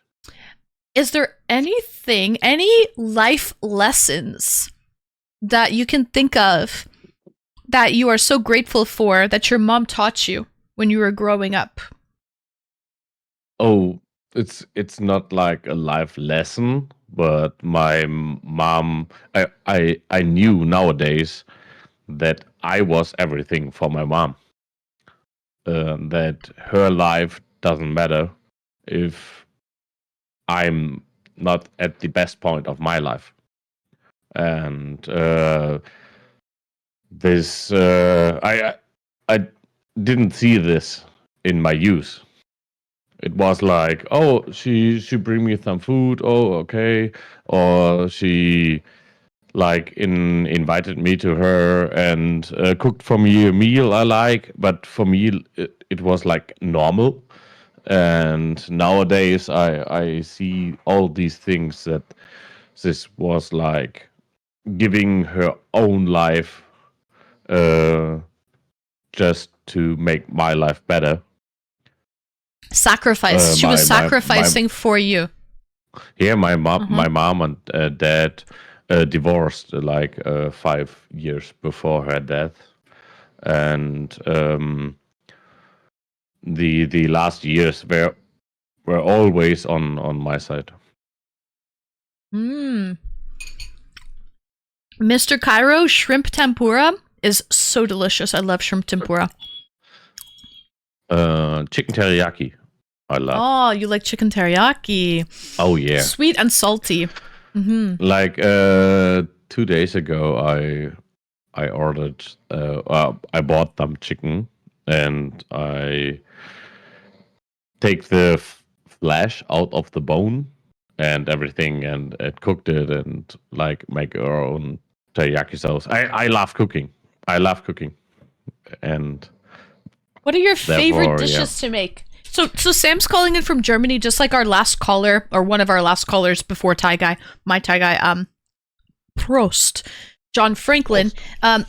We were talking about the grocery stores. Like when I went to the grocery store in Germany, I was all meat and bread and dairy.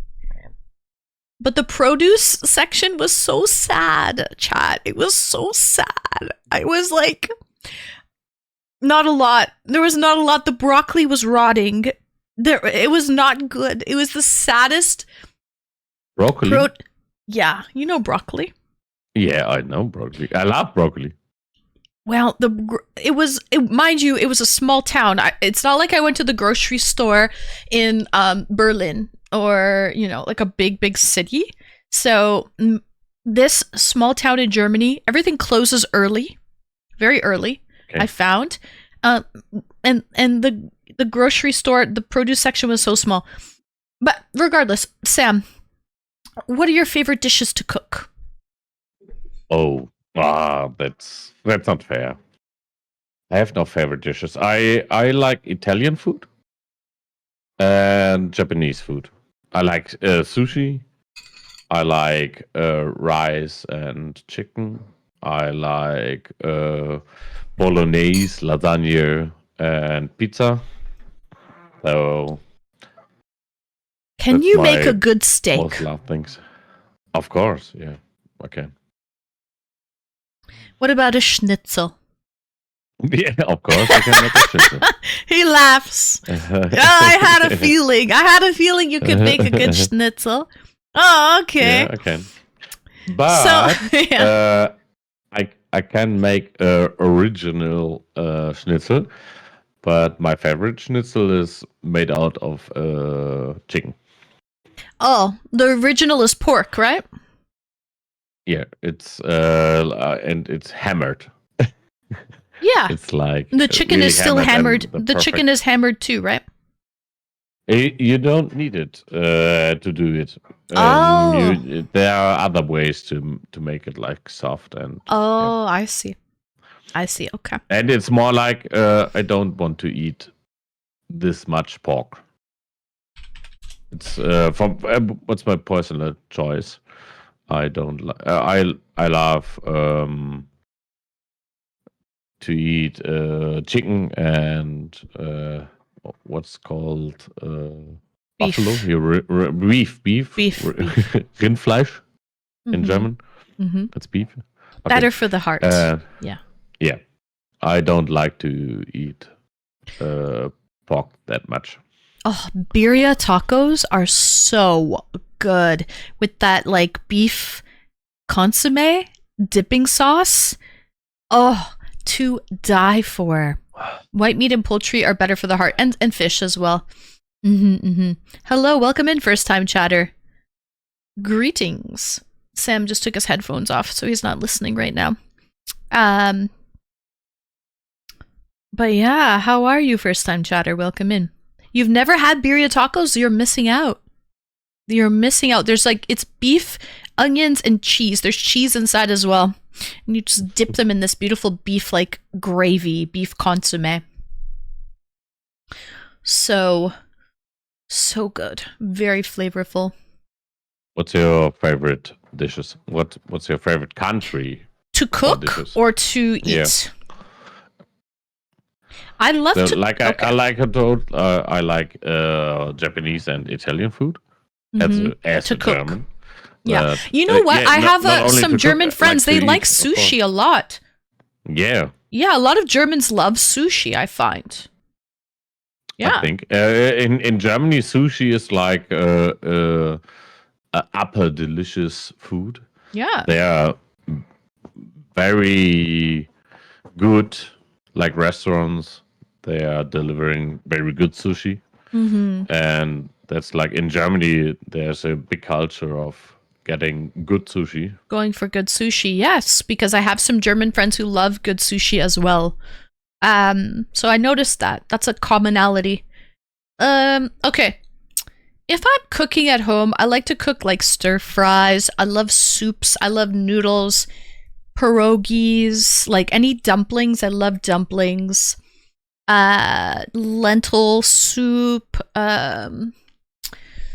If I have the time, I would make some like cabbage rolls or pierogies like on a Sunday. If I had the time to do it, I would.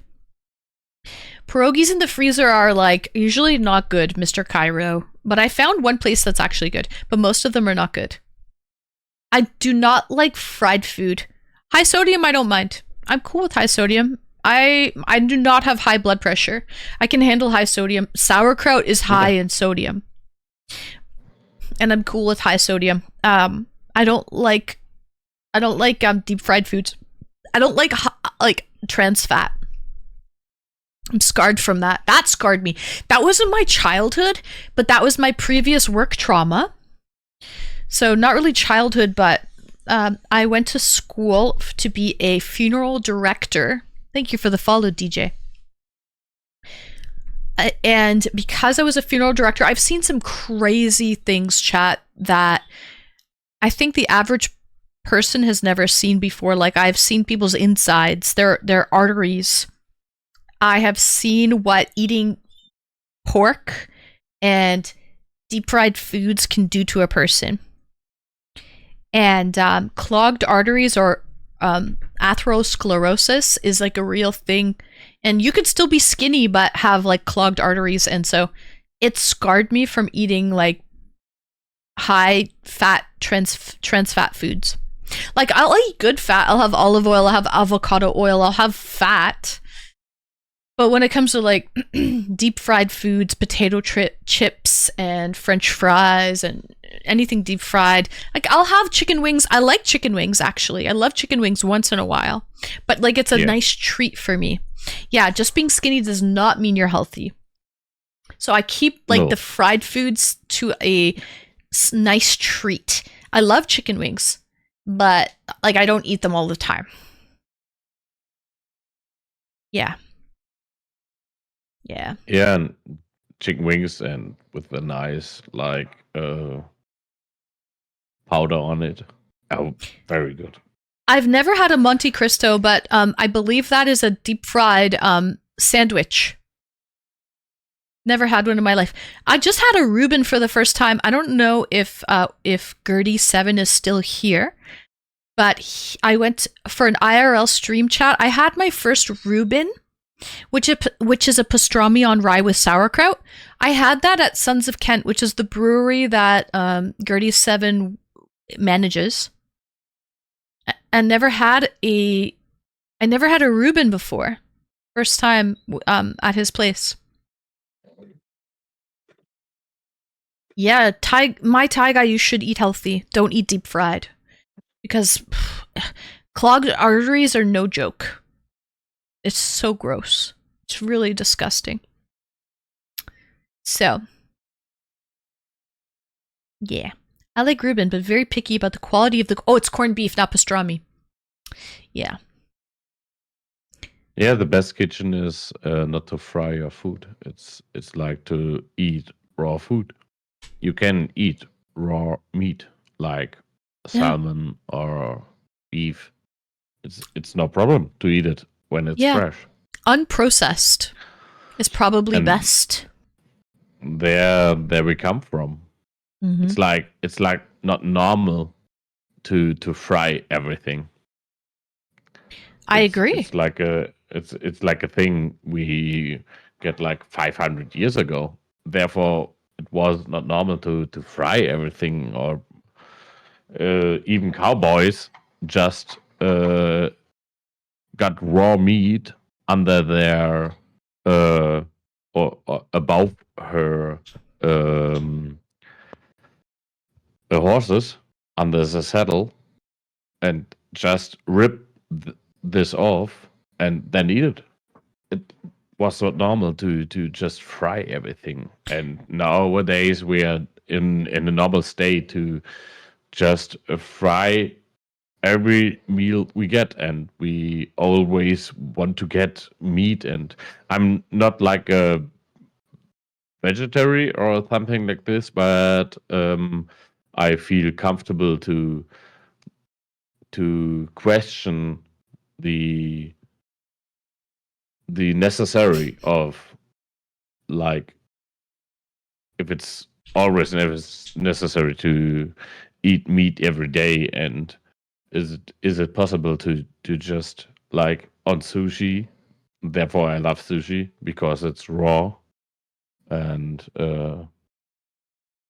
yeah, I think we switched on society to just fry everything and have way too much like Kohlenhydrate. I don't know the English word of it. MSG, are you good or are you bad? Thank you for the follow regardless. I'm not sure, Sam, but I do have to let you go because I do need to bring one more caller in. Yeah, of course. Who's been waiting backstage. So thank you for joining me, Sam. Thanks for a little bit of insight. And always a pleasure. I hope you enjoy the rest of your night. And take care, Sam. See you in the chat. Thank you, and thank you, chat. Oh, you're welcome. Take care, Have a good Sam. night, everyone. You too. You too. Good night, Sam. Bye-bye. Bye. All right, guys. That was Sam. Okay. Thank you, Sam. Thank you for that. We have one more caller who I hope we can get back on. This is that onesie fella. Oh, hold on. Let me let Vegas out first. Okay. Good having you on. Okay, Vegas, go.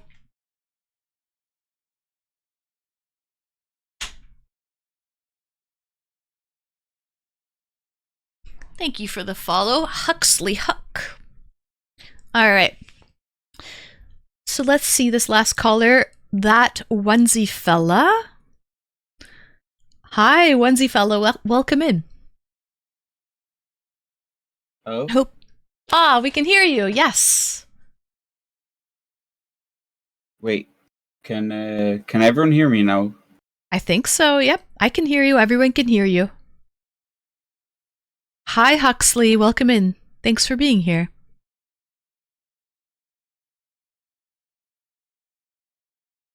How you doing, onesie fella?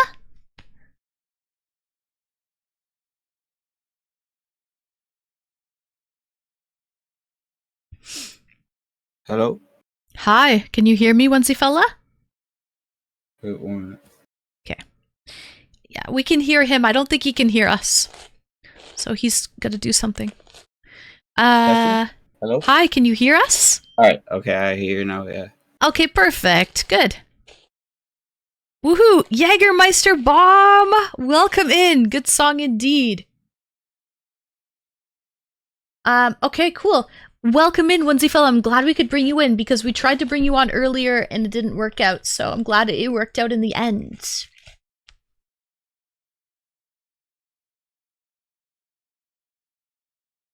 Yeah, I had problems with my microphone and shit.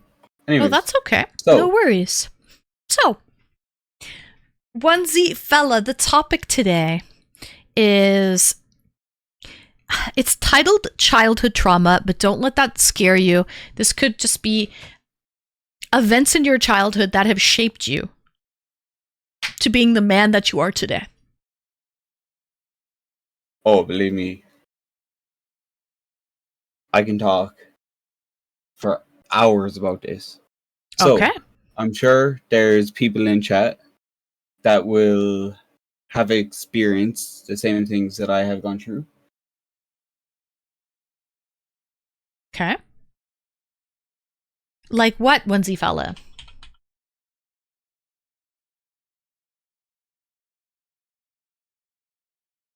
So, Okay. any chatters, don't be afraid to speak up. Right, so... Okay. Go the worst thing on. about this is Mm-hmm.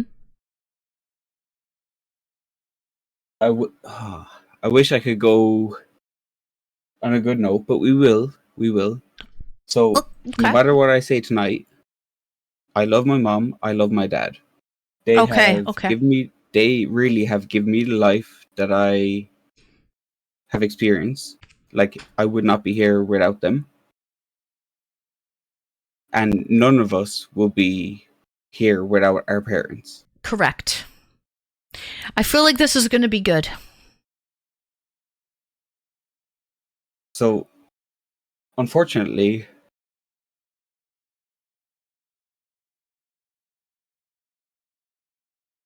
I'm sure a lot of us in chat has experienced, whether it's our mom or dad, alcoholism. And Not every, I it's a don't think struggle. every, yeah. I think everyone is familiar with it in passing, but I don't think every person has had to deal with a parent being an alcoholic. Yeah. Okay, fair enough. Yeah. Okay. Was it your mom or your dad or both? My mother. Okay. From My ever since you father- can remember, or did it happen over the years? Since I was a little child. Since you can remember. Okay. Yep. I'm getting closer for my this. My father doesn't drink. Your father. he- Okay. He doesn't drink. He doesn't smoke. He doesn't do anything like that. He takes care of my mother. Okay. What would she drink? Oh, vodka. Vodka. Anon?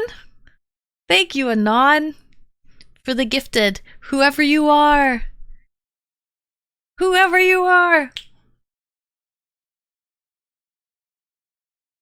I said it at the start. I'll say it again. Yep.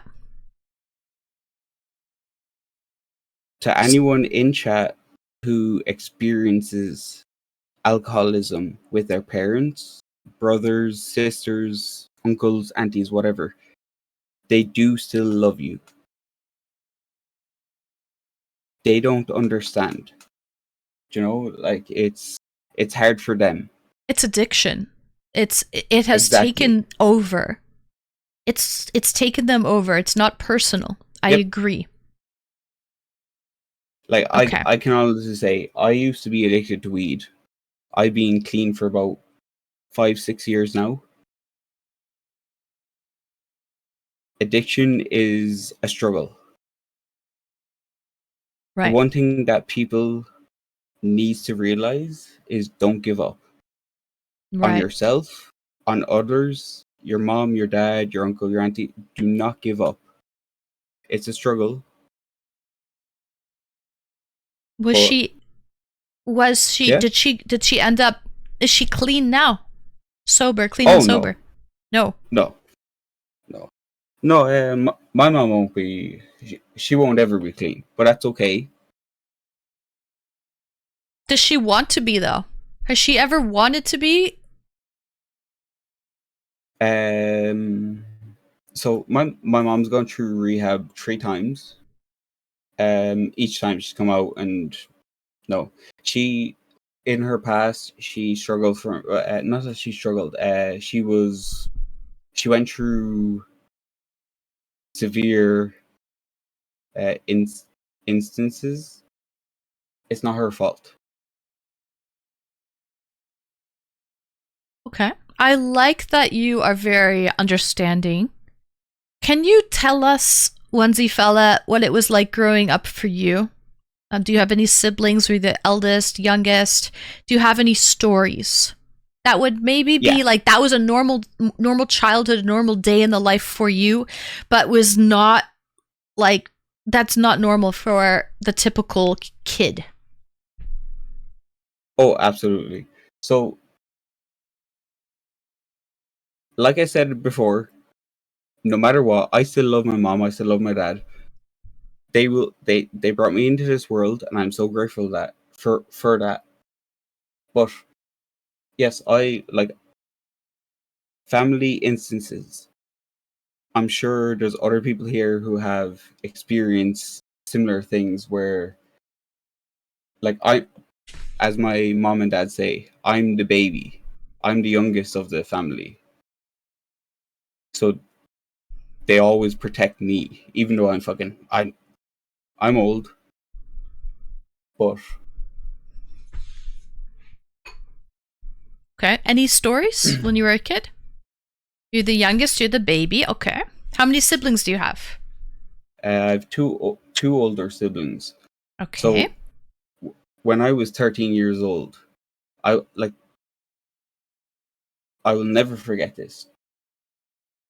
So we have a thing in Ireland.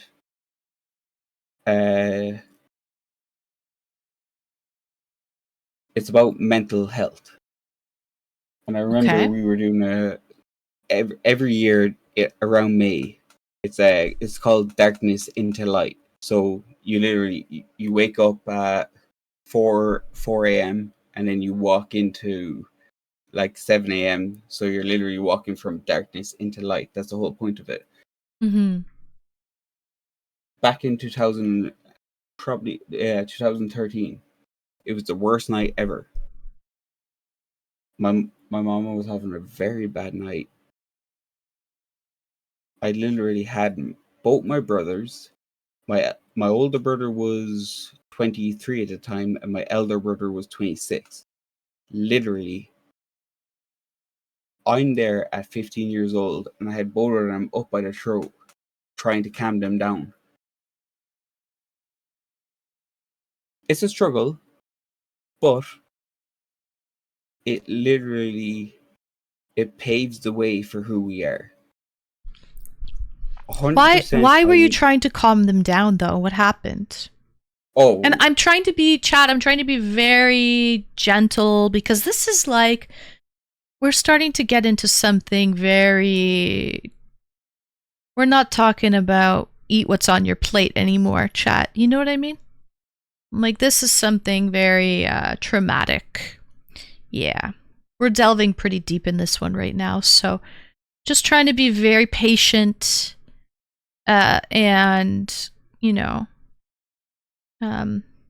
so why did you have them by your two brothers, older brothers, by the throat, trying to calm them down?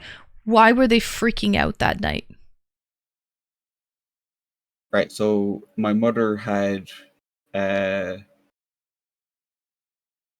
stolen my brother's whiskey because obviously Oh. she's an alcoholic. So she started drinking it, whatever, and then they started fighting, and I was the mediator at 15 years old.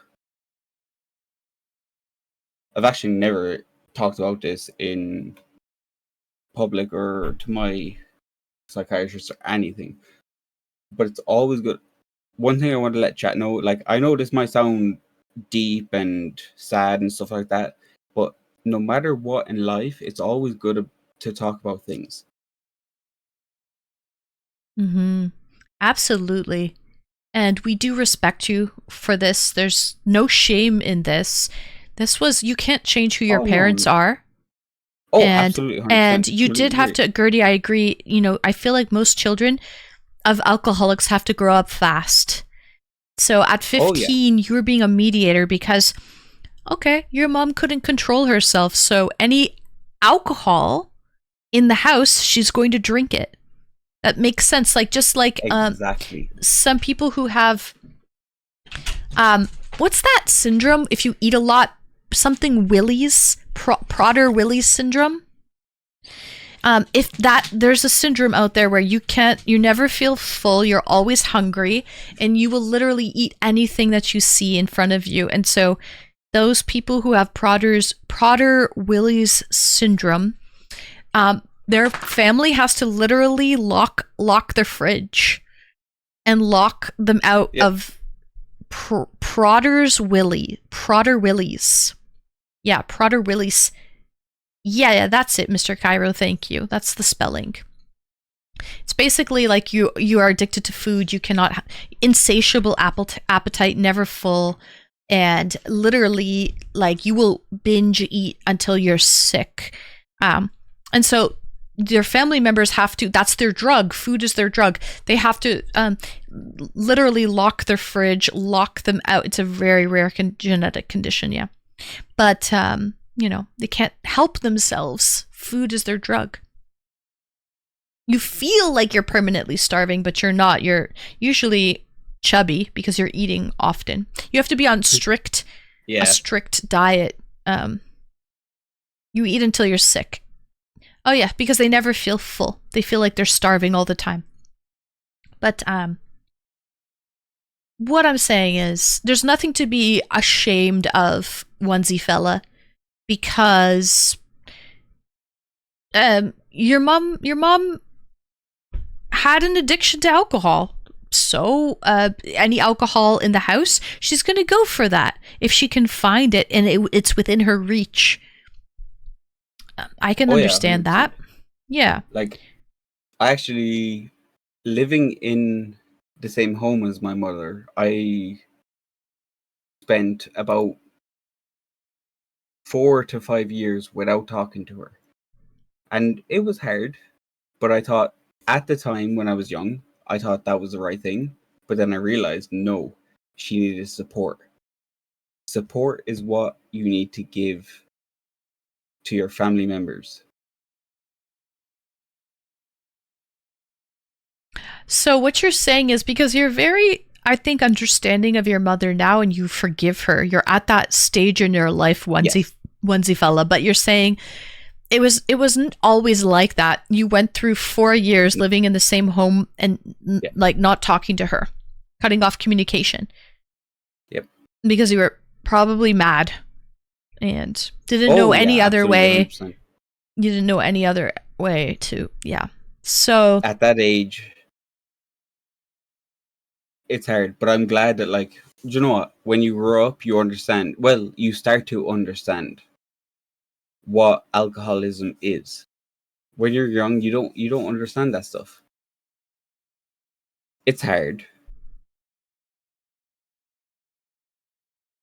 you don't, yeah. And being the youngest and having two older brothers that have been living through it already. Hi, Osmond. Welcome in, Oz. Okay, so you've said that one story and you were kind of the mediator that night. That was a tough night. Any other stories that come to the forefront when you try to recall? See, the worst thing is like,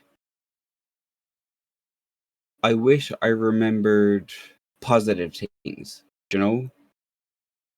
But unfortunately, like, all my current memories are, okay, don't get me wrong, they're not all bad, but like, growing up, I wish my parents were there for when I was playing sports. They never attended my football matches or soccer matches or whatever, but they tried. They did try. Sometimes I guess it just the alcoholism gets in the way where you lose track of time, right? You physically can't, you're too intoxicated to get out there to the football practices and football matches and everything, right?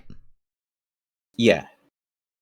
Like, don't get me wrong, they might not have been there for the practices or whatever, but they were there for the, like, main event, as you could say. Like, Mhm. when I, like, we won in America, I think they call it the high school final or whatever. In our school, we call it the secondary school final. Like, I they were see. there for that. They were there for the important times. I see. And I am grateful. Don't get me wrong. Like, I know I've already said it before. It's not their fault. Right. It's not my mom's fault. She tried. Right. She struggled when she was growing up. She had a terrible upbringing, and it is not her fault. And she is doing the best she can. And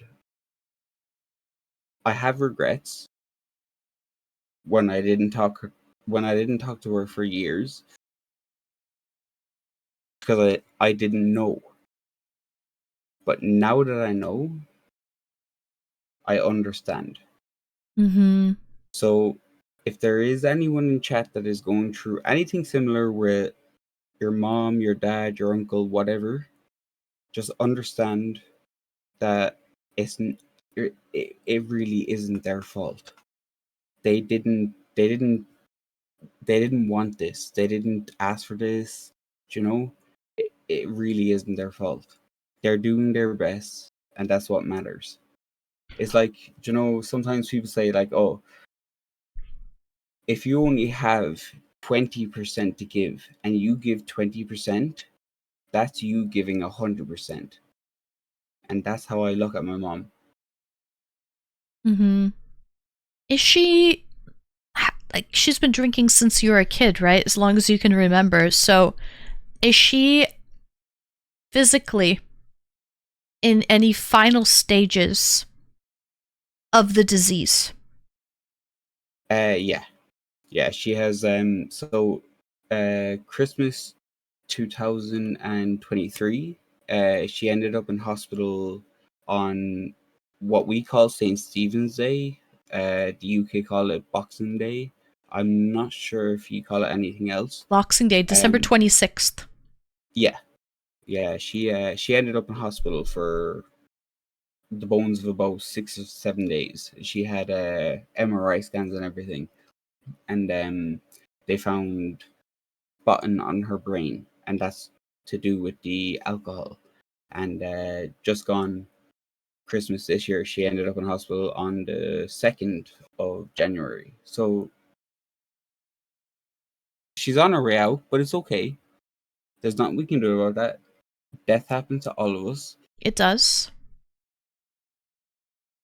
I think we need to We shouldn't become be a little afraid of more.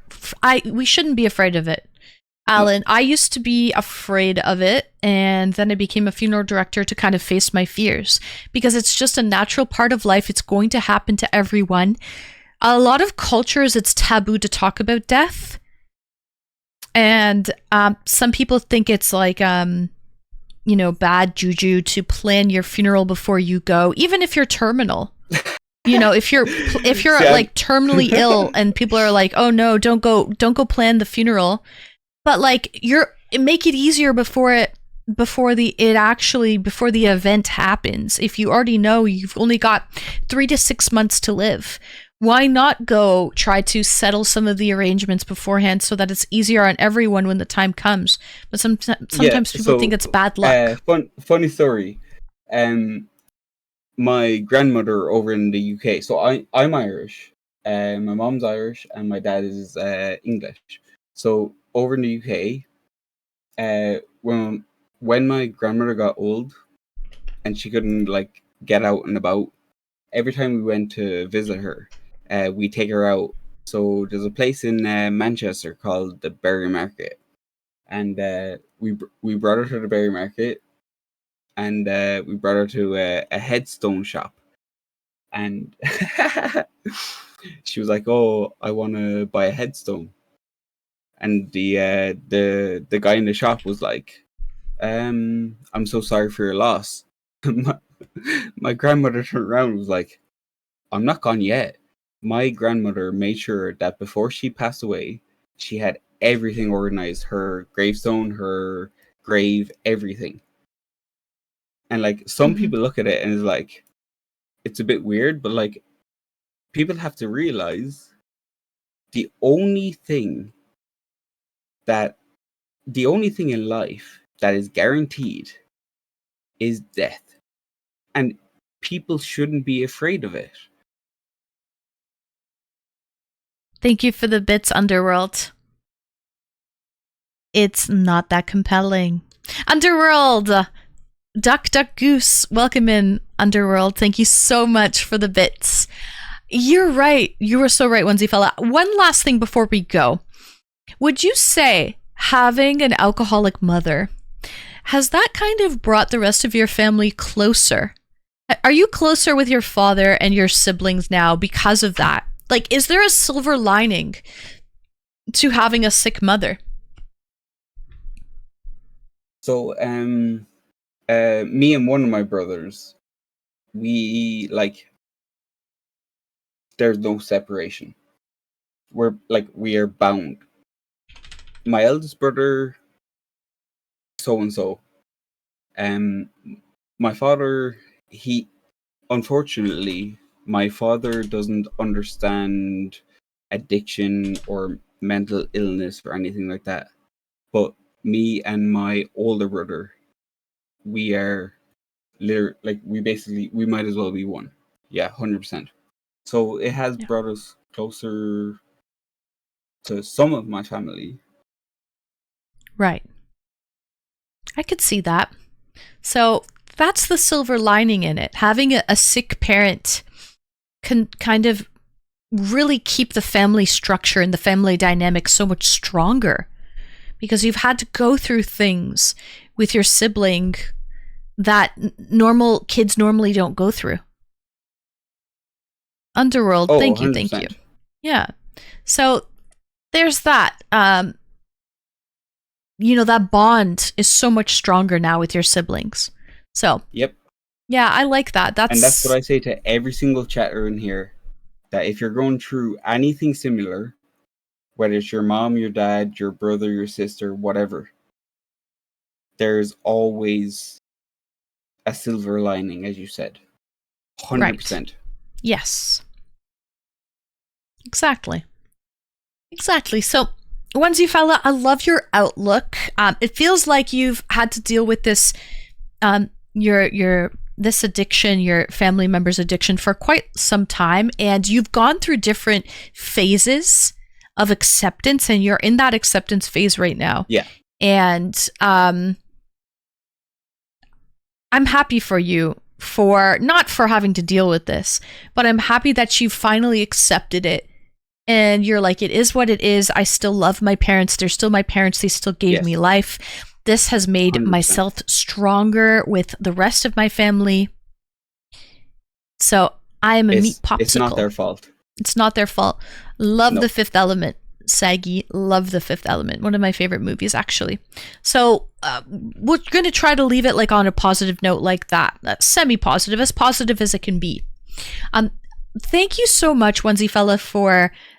you mentioned you've never even talked about this in therapy before, and No. you've never really talked about this with anyone. So thank you for feeling comfortable I feel- enough to share this in the See, chat. I feel comfortable because how I see it is yourself and all of chat, you're all slightly strangers. So it's easier to open up and stuff. Say it to a stranger than someone that you Yeah. have to see day in, day out. I Exactly, I yeah. understand that. I absolutely. Well- Sometimes you'll tell people on the internet, a complete stranger, and I think we've all had a situation like that before, where you're comfortable talking to someone on the internet, a stranger, and divulging some personal information because there's not really any repercussions in your day-to-day life. So yeah, I definitely feel that. Mm-hmm. One thing I want to say is if there is anyone in chat who is experiencing anything similar, my DMs are always open. 100%. Aw, thank you for extending that invitation, Onesie Fella, because alcoholism is a huge thing.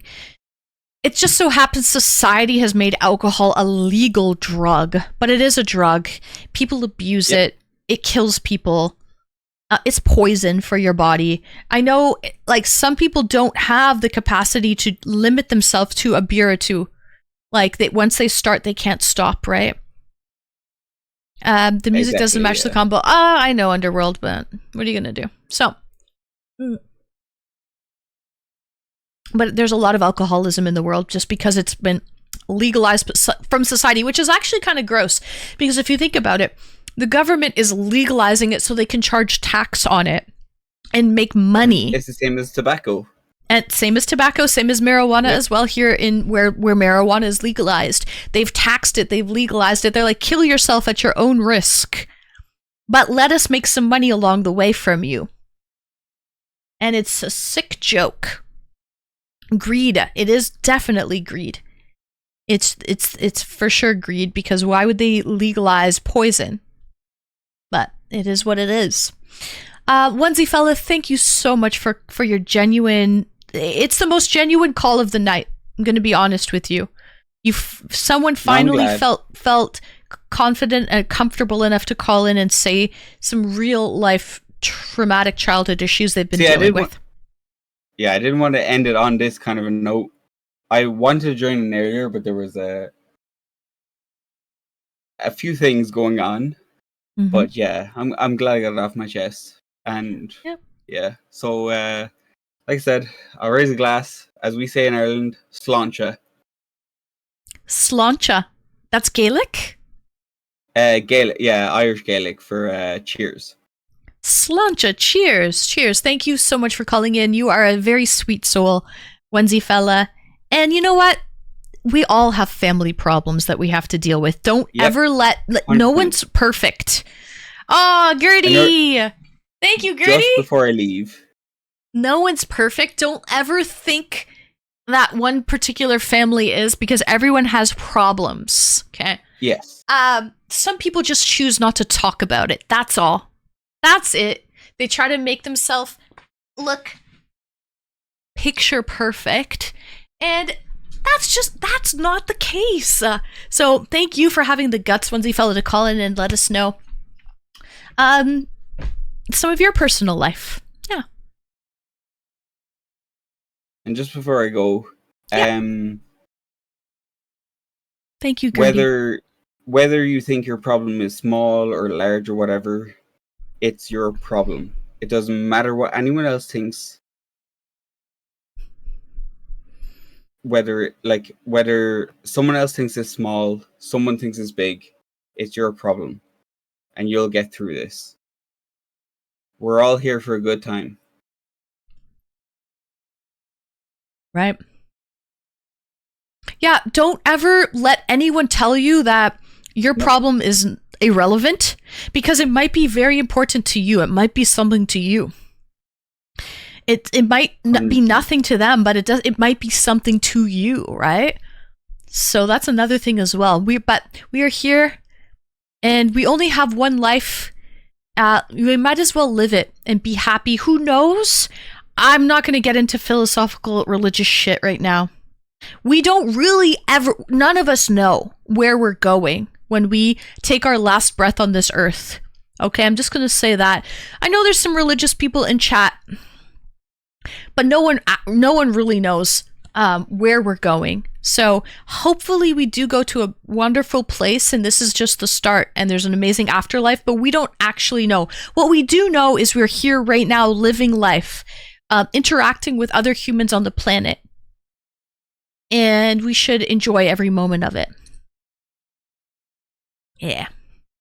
So that's it. Enjoy it while you can. It is crazy shy. That's Twitch for you. All right, Onesie fella, thank you so much for calling in. I really, really appreciate you divulging a little bit of your personal childhood upbringing and issues that have been going on. Yeah, I'm glad I got to discuss it. Yeah. It's nice thank you. Get it off my chest and stuff. All right, I'm glad that you could get it off your chest. No, thank you so much for calling in, Onesie fella. We'll see you in chat. Good night, gamers. Good night, Onesie fella. Guys, I think we have to normalize death. I've recently been following this one chick on, I shouldn't call her a chick, this one lady on TikTok. She blew up on TikTok. She was going through stage 4 terminal cancer. Deborah Fink. I don't know if anyone else has the same TikTok algorithm as myself. She was battling cancer. Deborah Fink, she just passed away, but she was very scared, and she was literally doing daily posts every day on TikTok until finally one day she just didn't post anymore. And, she ended up passing away. She was fighting to the end and was reaching out to support from the community. I don't think anyone else has been watching. Well, she was going like viral on TikTok for sure, but we need to normalize death is just a part of life.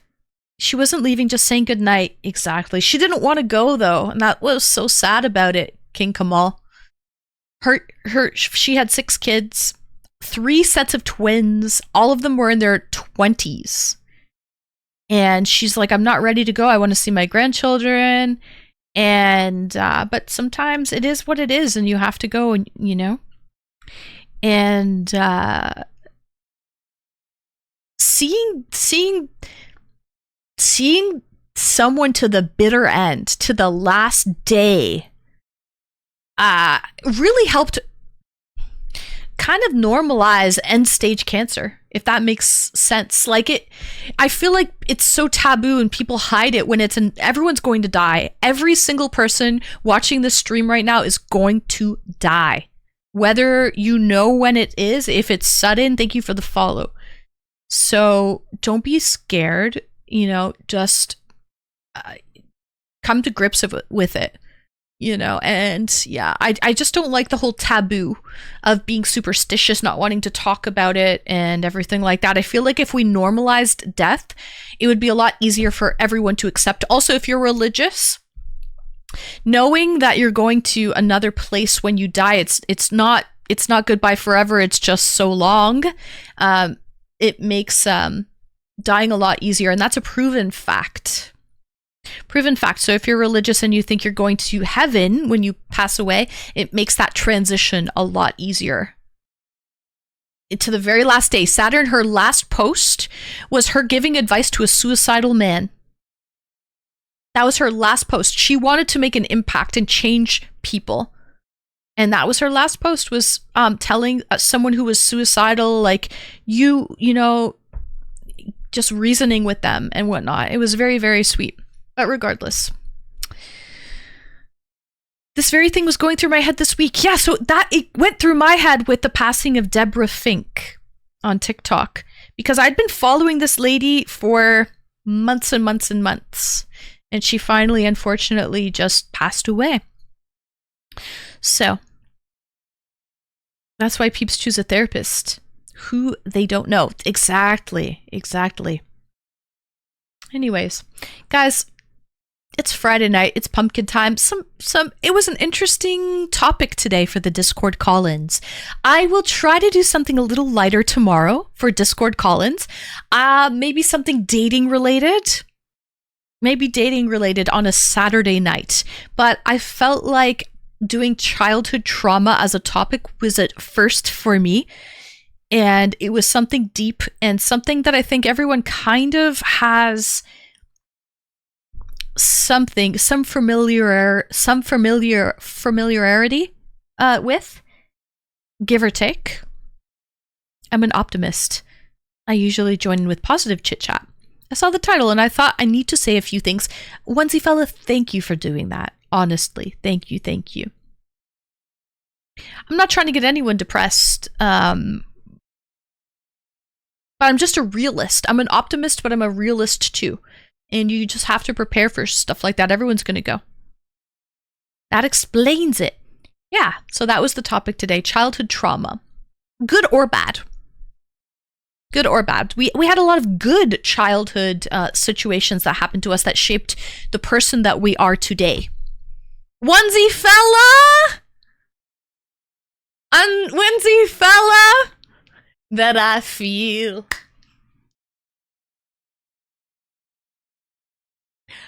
Oh my goodness! Hey, is that gonna put us on a good note, Chief Keef? Oh, well, that escalated quickly.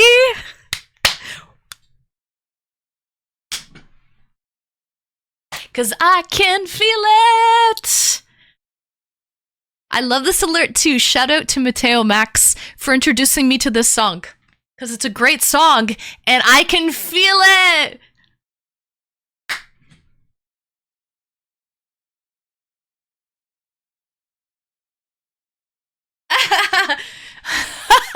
He doesn't stream Saturn, but thanks for shouting him out.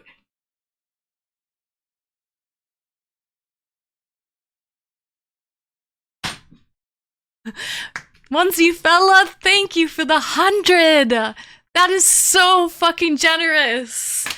Thank you. Let's fucking go. Let's go. Happy Friday, everyone. Happy Friday. See? That's life for you. There's happy, there's sad. There's highs, there's lows. Enjoy it, because that is life. That's what it's all about. I lost my mind. Isn't it crazy? Gertie. Oh, Gertie, thank you. Let's go! Thank you for talking, Onesie fella. We got a hype train? Oh my goodness! Holy guacamole! Happy Saturday morning!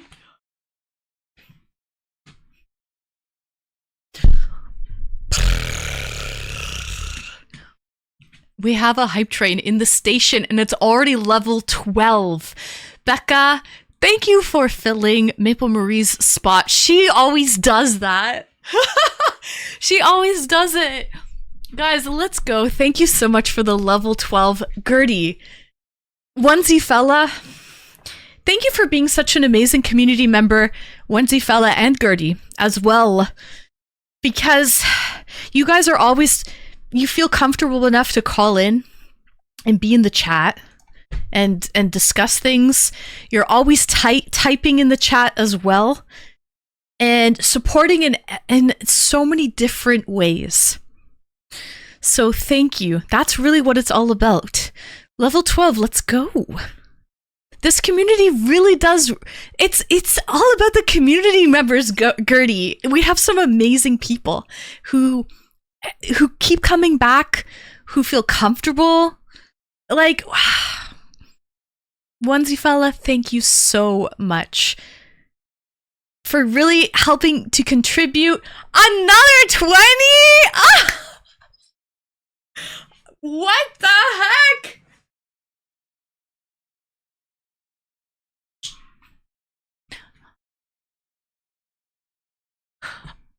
Lucky number 13, Gertie.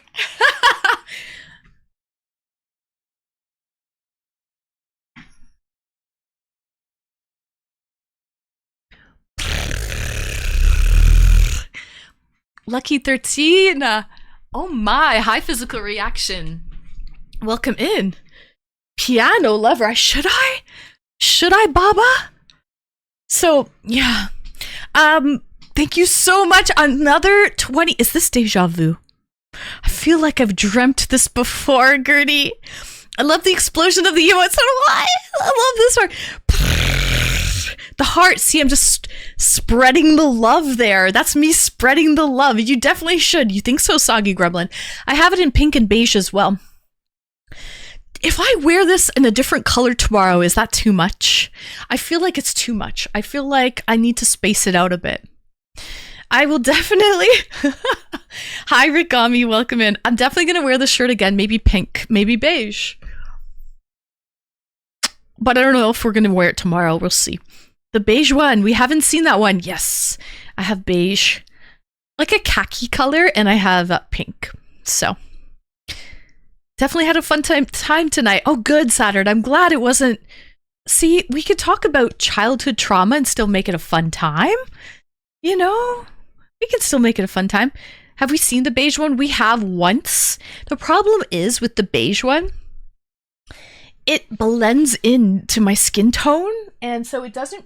See, there's things that look good on camera. Like pinks, blacks, silver, and like grays and beige. And those muted color. It's not goated. No, it blends in too much. So here's this is the color. Here's the shrug. So it's like kind of like yeah. It's a shrug. Yeah, this is a shrug. So it covers your arms. It's a hoodie. Yeah, a shrug covers your arms. That's what a shrug is. It's much darker. Yeah. So it's honestly not my favorite of the colors because I mean, if it was my skin tone, then it would look like that I'm like maybe not wearing anything, but it's not. It's like a khaki color. So it's a half hoodie. It's a hoodie, but it's called a shrug. It's cool, cute. Yeah, I've worn it once before, but anyways, I do love this shirt. One of my favorites of all time. Oh, Funky Town. Wear, but it's okay to wear. Yeah. So, there it is. I just don't think it's my color because I'm already very white and pasty. So wearing something like this is very...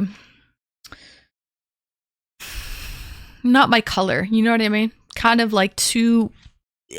makes me look paler. Does that make sense? It makes me look paler.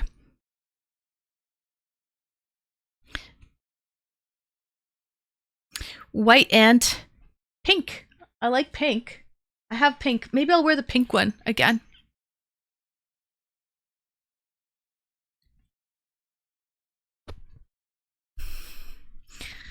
So, yeah, I think I like pink better. It looks a little more vibrant. It makes it pop. Like, see the gray or the beige? It's kind of like... meh. Not pasty, just vampire. Hi, Dan. Welcome in. Harry, I'm glad you got a gift sub. That's wonderful. Onesie Fella, thank you for your generosity. Thank you for being so kind and for calling in today and being the most honest and transparent about, your issues. Everyone has issues. Every family has issues. Just some people choose not to talk about it. So. Oh, I see, Shy. I get it. Ah. So, the pink looks cute with the hair. I know, I like the pink. With the blonde or with the blue hair. DS, thanks so much for the follow. Guys, thank you for that lucky level 13 hype train.